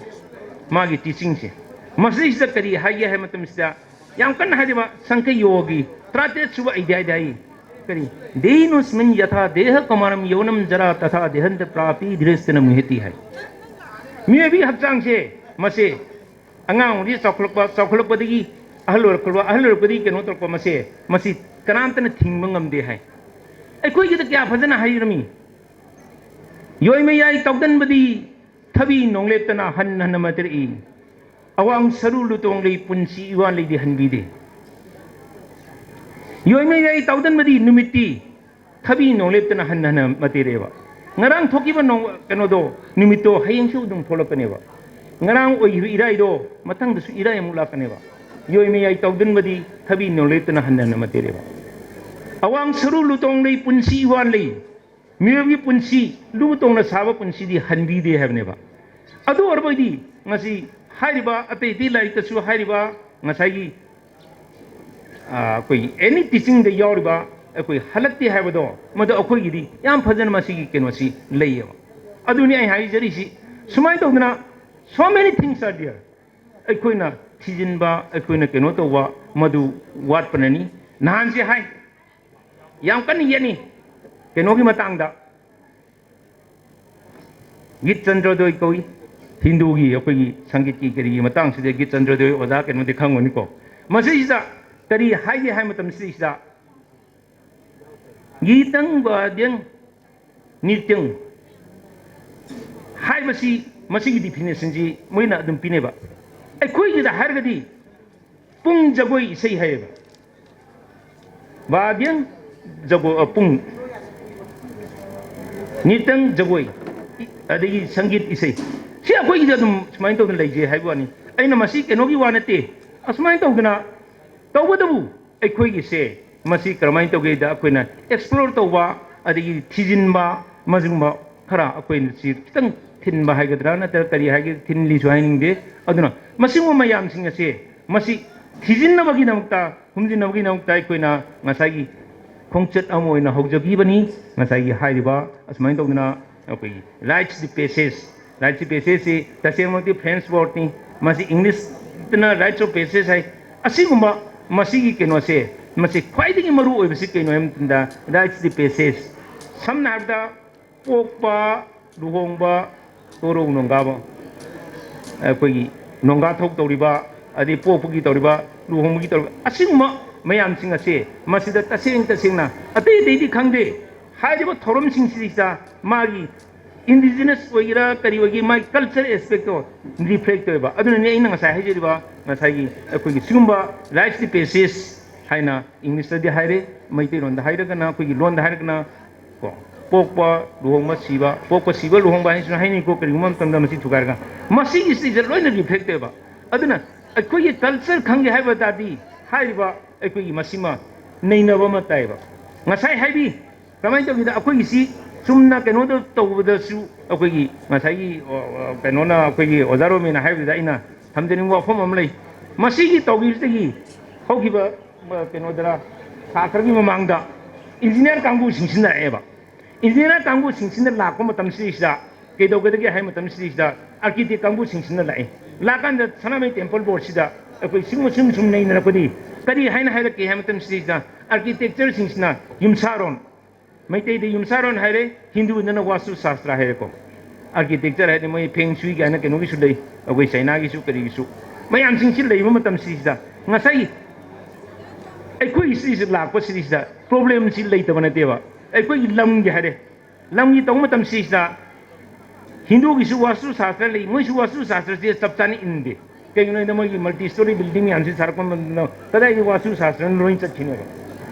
ꯃꯁꯤꯗꯩꯁꯤꯗ ꯋꯥꯁꯇꯨ ꯁꯥꯁꯇ꯭ꯔꯒꯤ ꯇꯧꯕꯁꯤꯗ ꯑꯩꯈꯣꯏꯒꯤ ꯃꯃꯥꯡꯁꯤꯗ ꯂꯥꯛꯄ ꯃꯇꯝꯁꯤꯗꯩꯁꯤꯗ ꯑꯩꯈꯣꯏꯒꯤꯗꯤ ꯂꯥꯏꯅꯤꯡꯊꯧ ꯁꯅꯥꯃꯍꯤꯁꯤ ꯌꯨꯝ ꯑꯃꯗ ꯂꯥꯠꯇꯕ ꯌꯥꯗꯦ horizontal na akoi oidamna vertical da extend tawna de oi lam piglapani na jaga leitamina leitama tam se laindau ka si di amu khatani haiba lei khudam oina haijarabani ko santhong pang da lei haire aduri imung amda machimuna ohum poe nupa ohum po ko si sa magi manong pi dine matei dine adi moi myang singi imung da longi sa vertical inkakam de ni matei na khoi khudam oina manong pi dine ma makha de room da leireng khalo masi da salam dai da laingo khonggen to matam da mata ondo ko am awkward oi ko question am la eba maduna masi gi lakpa matam si da mayam hangi kamain to gada gen architect mayam gi becomes a problem to the architects sumain to was is da ekoi is da ina madu to si haibi wana te madu akhang ngai mayam na keno to ko ekoi yam phajo wahi am len ba nimit thadi mi gi wail ille nimit thadi mi gi wail ille si keno da mangani panba tareni panba ani panba tha mama khotpa se koi wail ne ba lain sumai to haina manate ba aduna sigumba si akoina mafam matamgi matungina akoina masigumba semdokpa sadokpa masi khanaba nei na ba se masi mafam ma darkar la eba madugi damta ina madugi pandam dugi madugi miyeng dugi makhadani university or university chomna gi research gi tarigen toro aduna ain thamdari di Sanamahi temple board series da aduguma mayam do lakpa matam series da lakpa hogre ngasai architecture gi matangda ati mayam su lakini ko masi matam series da mi gi dil leba any religious gi leba there what is final adumai to na masu mama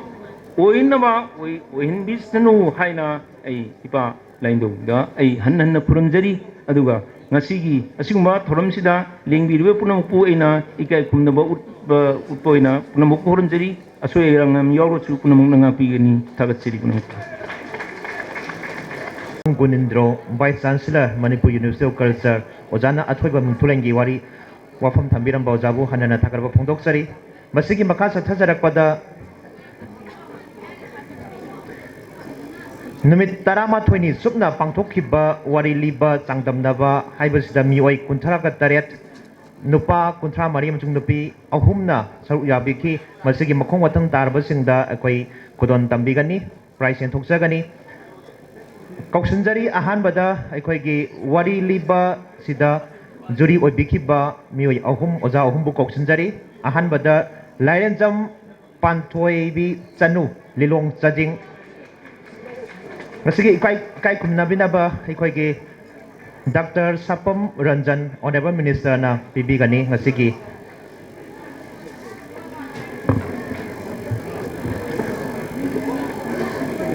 Ayaw sa.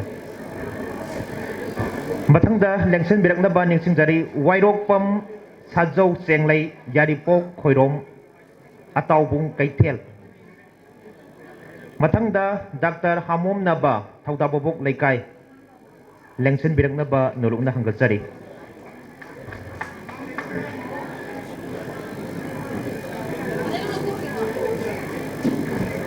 Price lo wiri ba si lain jam panthoi bi chanu lelong chajing mathangda lengchen birakani oja tawbung kaithel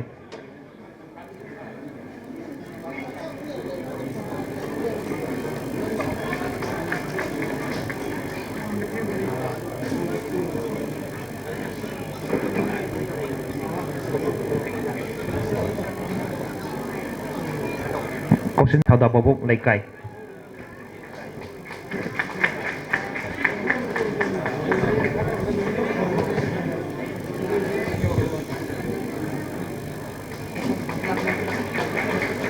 ꯊꯥꯒꯠꯆꯔꯤ ꯑꯣꯖꯥ ꯃꯊꯪ ꯑꯁꯤꯅ ꯋꯥꯔꯤ ꯂꯤꯕ ꯆꯥꯡꯗꯝꯅꯕꯗ ꯑꯍꯥꯟ ꯅꯨꯄꯤ ꯀꯥꯡꯂꯨꯞ ꯑꯃ ꯑꯍꯨꯝ ꯁꯨꯕꯗꯒꯤ ꯂꯥꯟꯊꯣꯛꯆꯔꯤ ꯑꯍꯨꯝ ꯁꯨꯕꯗ ꯐꯪꯕꯤꯔꯤꯕꯁꯤ ꯅꯨꯄꯥꯒꯤ ꯀꯥꯡꯂꯨꯞꯇ ꯅꯤꯡꯊꯧꯖꯝ ꯆꯟꯗ꯭ꯔꯃꯅꯤ ꯃꯩꯇꯩ ꯍꯩꯅꯧꯕꯣꯛ ꯑꯋꯥꯡ ꯂꯩꯀꯥꯏ ꯈꯨꯗꯣꯜ ꯑꯁꯤ ꯑꯣꯖꯥ ꯉꯁꯤꯒꯤ ꯒꯦꯁ ꯑꯣꯐ ꯑꯣꯅꯔꯒꯤ ꯐꯝꯐꯝ ꯂꯥꯡꯗ ꯂꯦꯡꯁꯤꯟꯕꯤꯔꯤꯕ ꯑꯍꯤꯕꯝ ꯔꯣꯃꯦꯜ ꯗꯥꯏꯔꯦꯛꯇꯔ SERT ꯑꯣꯖꯥꯅ ꯄꯤꯕꯤꯒꯅꯤ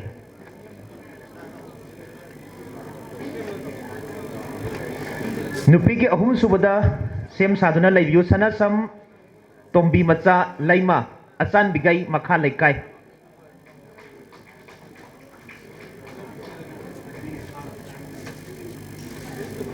ꯄ꯭ꯔꯥꯏꯖ ꯂꯧꯕꯤꯔꯤꯕ ꯑꯁꯤ ꯅꯤꯡꯊꯧꯖꯝ ꯆꯟꯗ꯭ꯔꯃꯅꯤ ꯃꯩꯇꯩ ꯍꯩꯅꯧꯕꯣꯛ ꯑꯋꯥꯡ ꯂꯩꯀꯥꯏ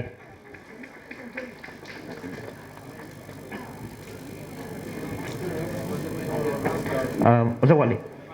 ꯁꯅꯥꯁꯝ ꯇꯣꯝꯕꯤ ꯃꯆꯥ ꯂꯩꯃ ꯑꯆꯥꯟꯕꯤꯒꯩ ꯃꯈꯥ ꯂꯩꯀꯥꯏ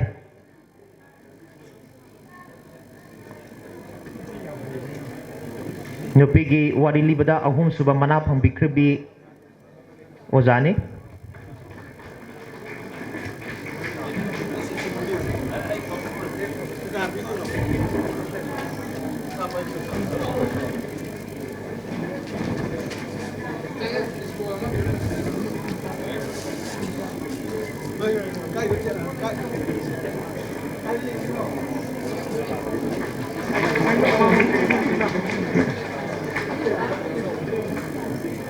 ꯊꯥꯒꯠꯆꯔꯤ ꯑꯣꯖꯥ ꯃꯊꯪ ꯑꯁꯤꯅ ꯑꯅꯤꯁꯨꯕ ꯃꯅꯥꯗ ꯈꯨꯗꯣꯟ ꯇꯧꯕꯤꯒꯗꯕ ꯑꯣꯖꯥ professor Paonam Gunindro vice chancellor Manipur university of culture ꯑꯣꯖꯥꯕꯨ ꯍꯪꯒꯠꯅ ꯅꯤꯡꯁꯤꯡꯖꯔꯤ ꯉꯁꯤꯒꯤ ꯑꯅꯤꯁꯨꯕ ꯃꯅꯥꯗ ꯅꯨꯄꯥꯒꯤ ꯀꯥꯡꯂꯨꯞꯇ ꯂꯣꯡꯖꯝ ꯅꯔꯟ ꯃꯩꯇꯩ ꯏꯁꯣꯛ ꯃꯈꯥ ꯂꯩꯀꯥꯏ ꯂꯣꯡꯖꯝ ꯅꯔꯟ ꯃꯩꯇꯩ ꯏꯁꯣꯛ ꯃꯈꯥ ꯂꯩꯀꯥꯏ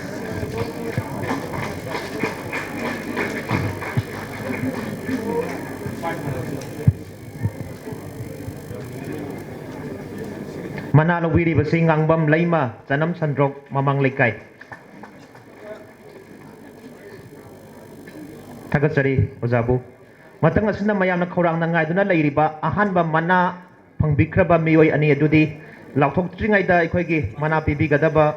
ꯉꯁꯤꯒꯤ ꯆꯤꯐ ꯒꯦꯁꯀꯤ ꯐꯝꯐꯝ ꯂꯥꯡꯗ ꯂꯦꯡꯁꯤꯟꯕꯤꯔꯤꯕ ꯗꯥꯛꯇꯔ ꯁꯥꯄꯝ ꯔꯟꯖꯟ ꯑꯣꯅꯦꯕꯜ ꯃꯤꯅꯤꯁꯇꯔꯅ ꯄꯤꯕꯤꯒꯅꯤ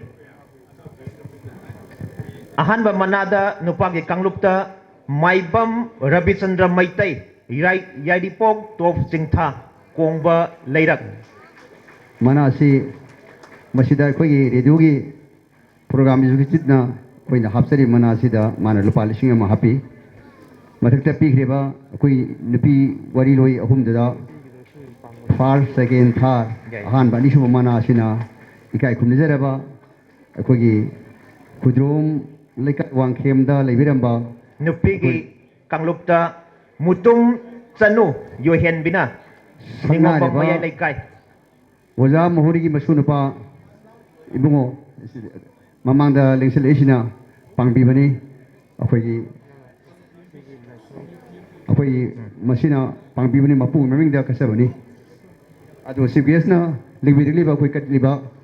ꯃꯁꯨ ꯅꯨꯄꯥ ꯑꯁꯤꯗ ꯉꯝꯖꯕ ꯈꯨꯗꯣꯜ ꯑꯃ ꯀꯠꯅꯅꯕꯒꯤꯗꯃꯛꯇ ꯅꯤꯡꯁꯤꯡꯖꯔꯤ ꯆꯤꯐ ꯒꯦꯁꯀꯤ ꯃꯅꯥꯛ ꯆꯪꯕꯤꯌꯨ ꯏꯕꯨꯡꯉꯣ ꯊꯥꯒꯠꯆꯔꯤ ꯑꯣꯖꯥꯕꯨ ꯍꯥꯏꯔꯤꯕ ꯑꯉꯥꯡ ꯑꯁꯤꯅ ꯃꯄꯨꯒꯤ ꯃꯃꯤꯡꯗ ꯀꯠꯆꯕ ꯃꯅꯥꯅꯤ ꯅꯨꯄꯤꯒꯤꯗ ꯄꯤꯔꯤꯕ ꯑꯍꯥꯟꯕꯒꯤ ꯂꯨꯄꯥ 3,000 ꯑꯅꯤꯁꯨꯕꯗ 2,000 ꯑꯗꯨꯗꯤ ꯊꯥꯔꯗ 1,000 ꯀꯠꯆꯕꯅꯤ ꯊꯥꯒꯠꯄꯤꯌꯨ ꯃꯌꯥꯝ ꯄꯨꯝꯅꯃꯛ ꯊꯥꯒꯠꯆꯔꯤ ꯑꯣꯖꯥ ꯑꯝꯇꯪ ꯉꯁꯤꯒꯤ ꯈ꯭ꯋꯥꯏꯗꯒꯤ ꯑꯍꯜ ꯑꯣꯏꯔꯕ ꯋꯥꯔꯤ ꯂꯤꯕ ꯂꯥꯏꯁ꯭ꯔꯝ ꯅꯣꯡꯌꯥꯏ ꯃꯩꯇꯩ ꯈ꯭ꯋꯥꯏꯗꯒꯤ ꯑꯍꯜ ꯑꯣꯏꯔꯕ ꯋꯥꯔꯤ ꯂꯤꯕ ꯍꯥꯏꯔꯤꯕ ꯃꯔꯨꯞ ꯑꯁꯤ ꯍꯟꯗꯛꯀꯤ ꯋꯥꯔꯤ ꯂꯤꯕꯗ ꯈ꯭ꯋꯥꯏꯗꯒꯤ ꯑꯔꯤꯕ ꯈꯪꯒꯠꯂꯒ ꯏꯀꯥꯏ ꯈꯨꯝꯅ ꯎꯠꯆꯕꯅꯤ ꯑꯩꯈꯣꯏꯅ ꯃꯊꯪꯗ ꯃꯍꯥꯛꯀꯤ ꯆꯍꯤ ꯂꯦꯡꯒꯥꯗ ꯑꯃꯨꯛ ꯍꯟꯅ ꯁꯤꯒꯨꯝꯕ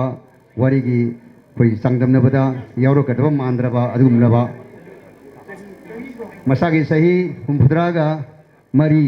ꯑꯃꯨꯛ ꯁꯨꯔꯕ ꯑꯩꯈꯣꯏꯒꯤ ꯋꯥꯔꯤ ꯂꯤꯕꯗ ꯍꯧꯖꯤꯛ ꯂꯩꯔꯤꯕꯗ ꯑꯍꯜ ꯑꯣꯏꯔꯕꯅꯤ ꯁꯤꯒꯤꯗꯃꯛꯇ ꯉꯝꯖꯕ ꯈꯔ ꯑꯩꯈꯣꯏꯒꯤ ꯂꯥꯏꯊꯧ ꯁꯅꯥꯃꯍꯤ temple ꯕꯣꯔꯗꯅ ꯀꯠꯆꯕꯅꯤ Thagasari oza. Ngasigi wari liba asida akhoi consolation mana ase akhoi Lainingthou Sanamahi Temple Board dagi lobby gani mingtang lakthok sage mioi taret ni ningthaujam kokin maitai dronglaubi awang laikai ani subada posangbam ibomcha naure makha laikai nambol ahum subada haubijam Santi Kumar thanga samukon mari subada thaunaujam ibomcha maitai kangla sangkom sang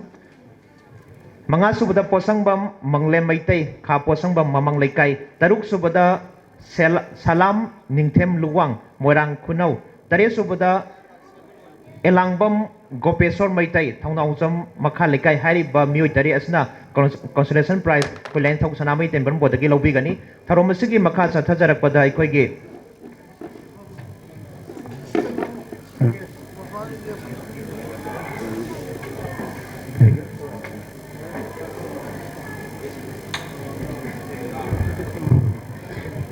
ꯍꯧꯖꯤꯛꯀꯤ ꯄꯣꯠꯁꯛ ꯃꯩꯕꯨꯝ ꯆꯥ ꯍꯥꯏꯔꯤꯕꯁꯤ ꯑꯩꯈꯣꯏ ꯃꯥꯅ ꯊꯥꯒꯠꯂꯛꯄꯗꯗꯤ ꯏꯆꯥꯁꯤꯡ ꯂꯩꯅ ꯊꯥꯒꯠꯄꯅꯤ ꯃꯍꯥꯛꯀꯤ ꯂꯝꯗꯝꯁꯤ ꯅꯥꯎꯔꯦꯝ ꯅꯝꯕꯣꯜ ꯅꯥꯎꯔꯦꯝꯗꯒꯤꯅꯤ ꯑꯗꯨꯅ ꯂꯦꯡꯁꯤꯟꯕꯤꯔꯛꯁꯤ ꯏꯆꯥꯁꯤꯡ ꯂꯩ ꯑꯩꯈꯣꯏꯒꯤ ꯃꯁꯤ ꯑꯙꯥꯔꯗ ꯄꯥꯟꯕ ꯃꯤꯡꯗ ꯑꯩꯈꯣꯏꯅ ꯄꯥꯟꯖꯕꯅꯤ ꯄꯣꯠꯁꯛ ꯃꯩꯕꯨꯝ ꯆꯥ Thagasari oza Tharom asigi makha sa thajarakpa oina Chief Guest ki waron thaminaba Dr. Sapam Ranjan Honorable Minister Health and Family Welfare Government of Manipur Ozabu Tharom mapugi waron thaminaba koksinjari See Lainingthou Sanamahi Temple Board amasung Manipur University of Culture na pangthokliba 15-day workshop and rites on rites the passage of Sanamahism the inaugural function the preside tawbiriba Lainingthou Sanamahi Temple Board ki Vice President Mingwen Hankacharabada Vidyapati Senjam. The guests of honor, Mr. Wangang Biramba, Vice Chancellor of Manipur University of Culture, Professor Paunam Gudindro. The guests of honor, the Director of SCRT Manipur, Ahibam Romel, Dai Silingsin Biriba, Laman Singh, Nasigi inaugural functions that in Biriba invitees Pundamak, Satra Satri, friends from the media, ladies and gentlemen, any Thazaba, any beliefs, Haibagi propagate, Tawusida Kwaidigi Maruwaina. Workshop mayam da chatna lamchat mayam se workshop tawraga mayam khangminaba ama nainaba ama haibasi yamna mathau tai hadana khanjai akogi every community every religion gi different oiba yamna unique oiba mahaki traditions rituals mahaki chatna lamchat loina tongali akoi handaki rites the passage Nasig is the Miuiba Magi Punsis the transition phase, transition mayam zida Pokpa Luhongba Amasung Shiba Gizida Akwagi rituals mayam follow to Biribase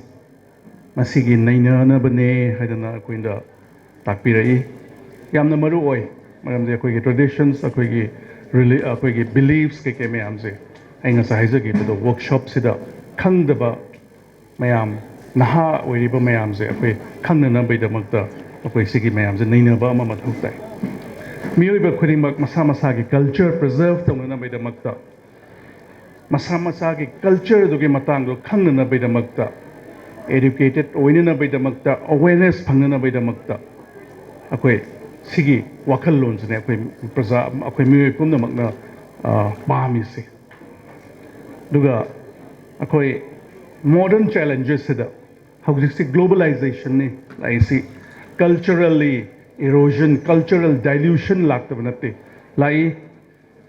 globalization ge matung in sum sigi torpa matam jada koi ki cultural dilution je lagtabanate inga singa sai yeng jaba kan jada resource person ꯑꯩꯈꯣꯏꯒꯤ ꯌꯥꯝ educated ꯑꯣꯏꯕ resource person ꯌꯥꯝꯅ ꯌꯥꯎꯕꯤꯔꯦ topics ꯌꯥꯝꯅ ꯐꯖꯈ꯭ꯔꯕ ꯁꯅꯥꯃꯍꯤꯒꯤ ꯃꯇꯥꯡꯗ ꯁꯅꯥꯃꯍꯤ ꯂꯥꯏꯅꯤꯡꯗ ꯄꯣꯛꯄꯗꯒꯤ ꯁꯤꯕ ꯐꯥꯎꯒꯤ ꯋꯥꯔꯣꯜ ꯂꯥꯏ ꯍꯔꯥꯎꯕꯒꯤ ꯃꯇꯥꯡꯗ ꯄꯦꯅꯥꯒꯤ ꯃꯇꯥꯡꯗ ꯐꯤꯖꯦꯠꯀꯤ ꯃꯇꯥꯡꯗ ꯂꯥꯏ ꯍꯔꯥꯎꯕꯒꯤ ꯃꯇꯥꯡꯗ ꯌꯥꯝ ꯐꯖꯅ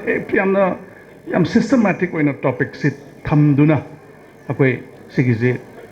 ꯍꯟꯗꯛꯀꯤ workshopꯁꯦ ꯌꯥꯝ ꯐꯖꯅ ꯊꯝꯒꯅꯤꯅ ꯈꯟꯖꯩ ꯑꯗ ꯑꯩꯈꯣꯏ ꯁꯤꯒꯤꯁꯤꯗ experts ꯃꯌꯥꯝꯁꯨ ꯌꯥꯎꯕꯤꯔꯦ ꯑꯩꯈꯣꯏ ꯁꯤꯒꯤꯁꯤꯗ ꯑꯩꯅ ꯉꯁꯤ ꯑꯩꯒꯤ ꯋꯥꯐꯝ ꯑꯃ ꯊꯝꯖꯅꯤꯡꯕꯗꯤ ꯑꯩꯈꯣꯏꯅ ꯆꯠꯆꯔꯤꯕ different ꯃꯌꯥꯝ communities ꯃꯌꯥꯝꯅ ꯆꯠꯆꯔꯤꯕ cultureꯁꯦ ꯁꯤꯁꯤꯒ demographyꯒ ꯃꯤ ꯃꯁꯤꯡꯁꯤꯒ ꯀꯔꯤ relation ꯂꯩꯒꯦ ꯍꯥꯏꯕꯁꯦ ꯑꯩꯈꯣꯏ ꯀꯨꯞꯅ ꯅꯩꯅꯕ ꯃꯊꯧ ꯇꯥꯕ꯭ꯔꯥ ꯍꯥꯏꯅ ꯈꯟꯖꯩ ꯑꯩꯈꯣꯏ ꯃꯅꯤꯄꯨꯔꯒꯤ ꯑꯣꯏꯅ example ꯂꯧꯕ ꯀꯥꯟꯁꯤꯗ ꯑꯩꯈꯣꯏꯒꯤ demographyꯁꯤ ꯀꯃꯥꯏꯅ ꯂꯩꯔꯤꯒꯦ whether demographyꯁꯤ imbalance ꯑꯣꯏꯔꯕ꯭ꯔꯥ ꯖꯒꯥ ꯈꯔꯗꯅ ꯍꯦꯟꯒꯠꯂꯕ꯭ꯔꯥ ꯖꯒꯥ ꯈꯔꯗꯅ ꯇꯥꯙꯔꯕ꯭ꯔꯥ ꯁꯤꯒꯤ ꯂꯥꯏꯅꯤꯡ ꯆꯠꯄ ꯈꯔꯁꯤꯅ ꯀꯌꯥꯃꯨꯛ ꯋꯥꯡꯅ ꯂꯩꯒꯦ ꯁꯤꯒꯤ ꯂꯥꯏꯅꯤꯡ ꯆꯠꯄ ꯀꯩꯅꯣꯁꯤꯅ ꯀꯌꯥꯃꯨꯛ ꯂꯥꯎꯅ ꯂꯩꯒꯦ ꯍꯥꯏꯁꯦ ꯑꯩꯈꯣꯏ ꯀꯨꯞꯅ ꯅꯩꯅꯕ ꯑꯃꯁꯨ ꯃꯊꯧ ꯇꯥꯕ꯭ꯔꯥ ꯍꯥꯏꯅ ꯈꯟꯖꯩ because demography and culture ꯌꯥꯝꯅ ꯃꯔꯤ ꯂꯩꯅꯕ ꯄꯣꯠ ꯑꯃ ꯂꯩ ꯍꯥꯏꯖꯔꯤꯕ again demographyꯁꯤꯗ ꯑꯃꯨꯛ ꯑꯩꯈꯣꯏꯅ medicalꯒꯤ ꯀꯩꯅꯣꯁꯤꯗ ꯑꯩꯈꯣꯏꯒꯤ data ꯑꯃ ꯂꯩꯖꯩ total fertility rate haidana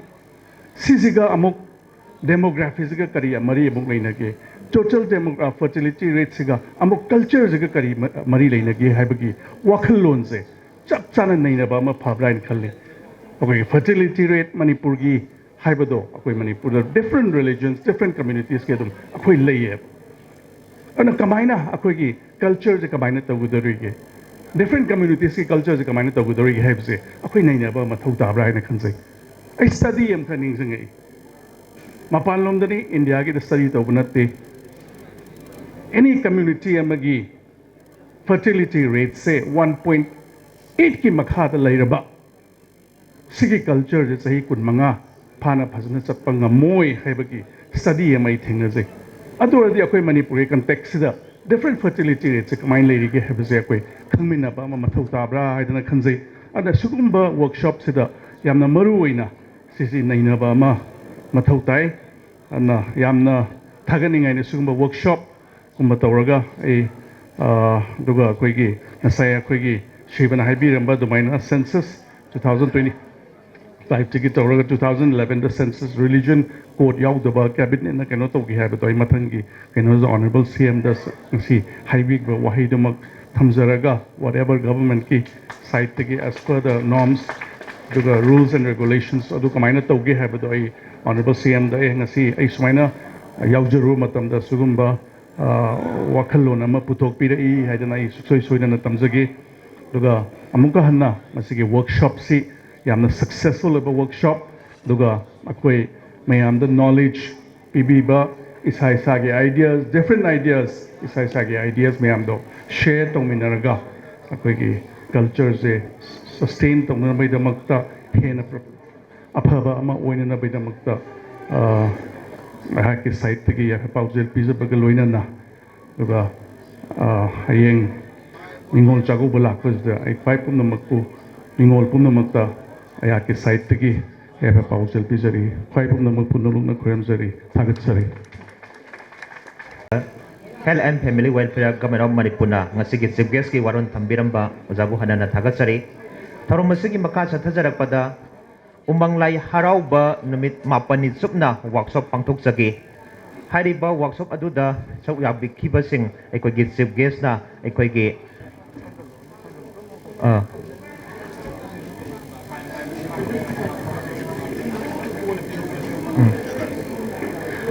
Thorom asigi makha sathajarakpada aikhoigi thorom mapugi waron thambinaba aikhoigi Vidyapati Senjam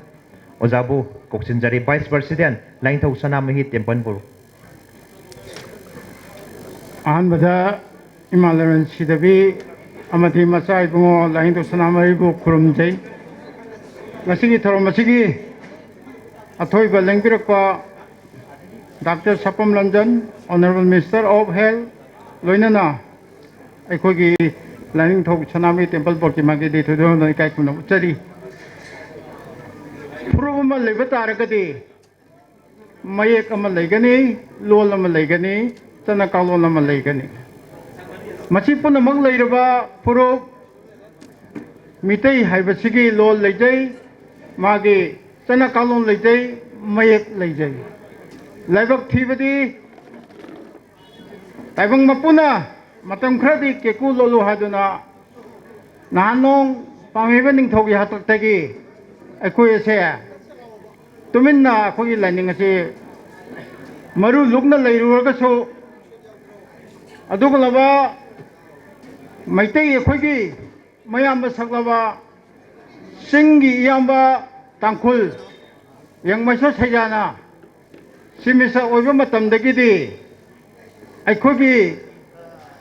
unanaba phongnaba matamdu yore keku phongma matam oire haiduna eng kumjal singama champal humda tarukta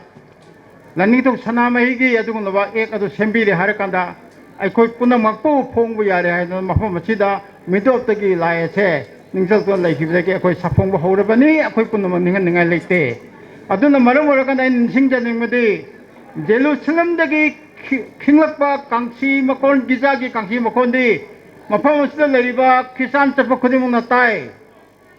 makadagi laurokpa alagi khonjen mafam asida leiba islam dharma chapa pangan khudimungna tai aduna Lainingthou Sanamahi bu lati bu khudimungna Lainingthou Sanamahi laisangi adungalo pena khonjen tabiu tobodobu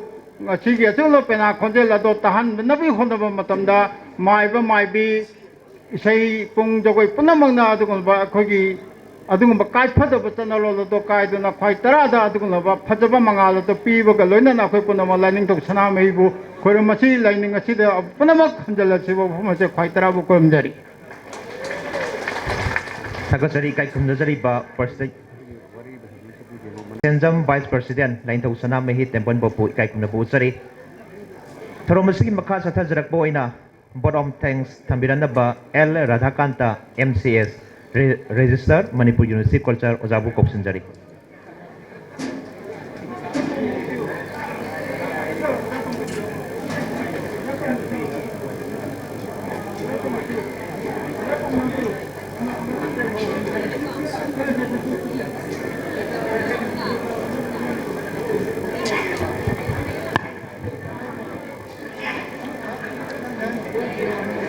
Ngasigi Lainingthou Sanamahi Temple Board amasung Manipuri University of Culture anina sinjaba inaugural function namitrang ani pangthokadawa workshop koi Rite passage of Sanamahism Sanamahi Lainingi pokpa luhongba amasung oro nongangbagi thoram singi nainagada workshop asigi inaugural function da chief guest ki from langdal lengsin bikiba Honorable Minister Health and Family Welfare Government of Manipur Dr. Sapam Ramjanbu aini kai kumnaba amasung thagatpa nolukna putsari aduga loina na function asigi guest of honor gi komphangangda lingsin biriba Professor Ponung Gunendro Honorable Vice Chancellor Manipuri University of Culture musu ikai kumnaba putsari amasung tawmal khangba amasung thagatpa putsari Duga loina na Director SCRT Manipur Guest of Honor gi formal nang lingsin biramba aigi maru ahibam Romel singbusu ikai khunwa utsabaga loina na tawun khangba usari aduga dai selection biriba ahlaman lai guru puno pusu Manipur University of Culture amadi Lainingthou Sanamahi Temple Board ki maikai digi kai khunwa amasung tawun khangba usari aduga loina na sigi inaugural function asida lengbi reiba mayam punamak delegates sing aduga Sanamahi Temple Board ki laibirba loisangi thaupuba kaya amadi ngasigi function asibu mafam punamak ta yahonbiriba print and electronic media gi thabak tawbiriba mayam punamak pusu Lainingthou Sanamahi Temple Board amasung Manipuri University of Culture anigi maikai dagi kai kumnaba amasung tawun khangba sari aduga loina na lengbi reiba mayam punamakpu hairiba numit 35 gi workshop asi mapung phana pangthokpada saruk yabiu haiba wahai khara si thamjaraga swaita tension sege thank you Thakasari ikai kumnazari ba L Radhakanta MCS Register MUC Ojana ngasigi thagat waron thambiram bojabu hanana thagatsari thorom asigi makha chathajarakpada aikoigi percent gi ayaba laujadringi mangoinana mamangda aikoigi Lainingthou Sanami Mapau haina sahi ama supna pangtutuna lakpa sida aikoina ngasai lahodaba myoising Kauthokjage mana pibinabagidamagta ikai kunaba upinabagidamagta Yendembam Ibungo Soba Maitai Founder Director Radio Nungin Koksinjari Ojabo mana ase akoi ngasigi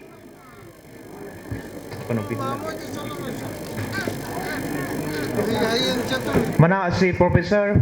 Pangnong Gunindro Vice Chancellor MUC Ojana pibigani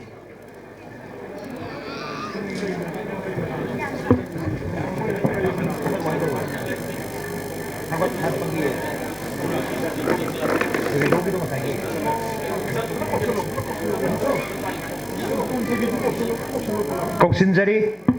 Yendrembam Ibungo Soba Maitai Radio Nungin Founder Director Mathangda Koksinjari Sanjit Saikhom Program Executive Diamond Radio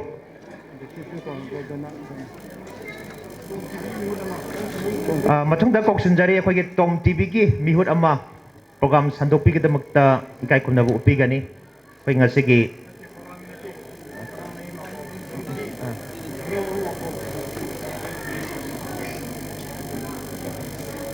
Langshin Berkeley si TOMTV gi mihut ne khoi Lainingthou Sanami Mapau hariba se khoi TOMTV da sandopi bagi damakta ikai kunnabu utsari mathangda Koksinjari Perionika Ningombam Radio Nongin Miyosna aikoigi Lainingthou Sanami Mapau haiba segi nupak khonjel amadi nupi khonjenda sau ya bikiba miyoni Ningombam Perionika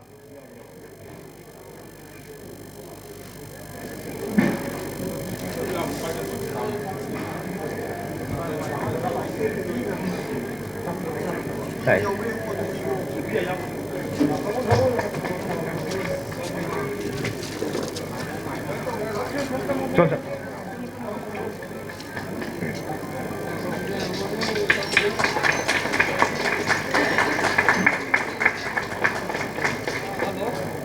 Thagasari Ojabu Mathang asina aikoigi music ki asoba thudang lobikhiba akoi Lainingthou Sanamahi Mapau haibasida penagi asoba thudang lobikhiba donang ngairangbam Koksinjari ikai kumnaba upigadaba aikoigi Vidyapati Senjam Vice President Lainingthou Sanamahi Temple Board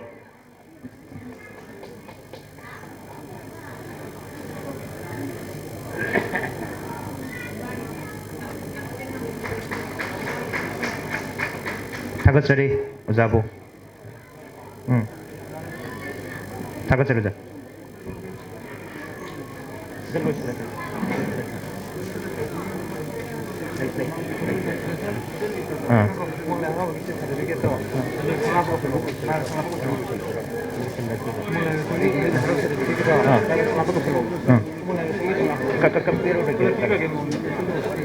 Tawrogum saya tawrogum saya harauba workshop adugi aikoigi certificate akoi sanglakpa matang lengsin biraklaga lobinaba umang lai loisangge sanglakpa matang lengsin biraklaga lobinaba nuruna ningsingjari pibigadaga maibarel ingoba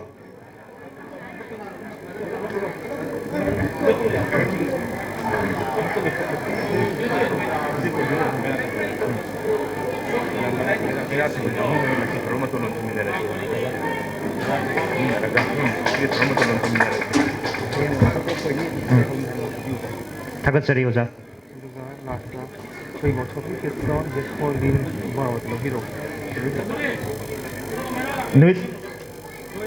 Numit tara mangani supna satha jagadaba workshop adu akhoi hayeng asi ningon chakko leibana maram oiraga koi suti oijagani aduga lagliba tang mari numit asida akhoi pung tarani thoi taba matamda koi workshop haujagani pung tarani thoi taba matamda akhoi workshop ke kisu lobinanaba nolokna ningsingjari akhoi maira thogalsu tawgadawri maram aduna maira thogan lawinaraga thoromasi tension naba honajage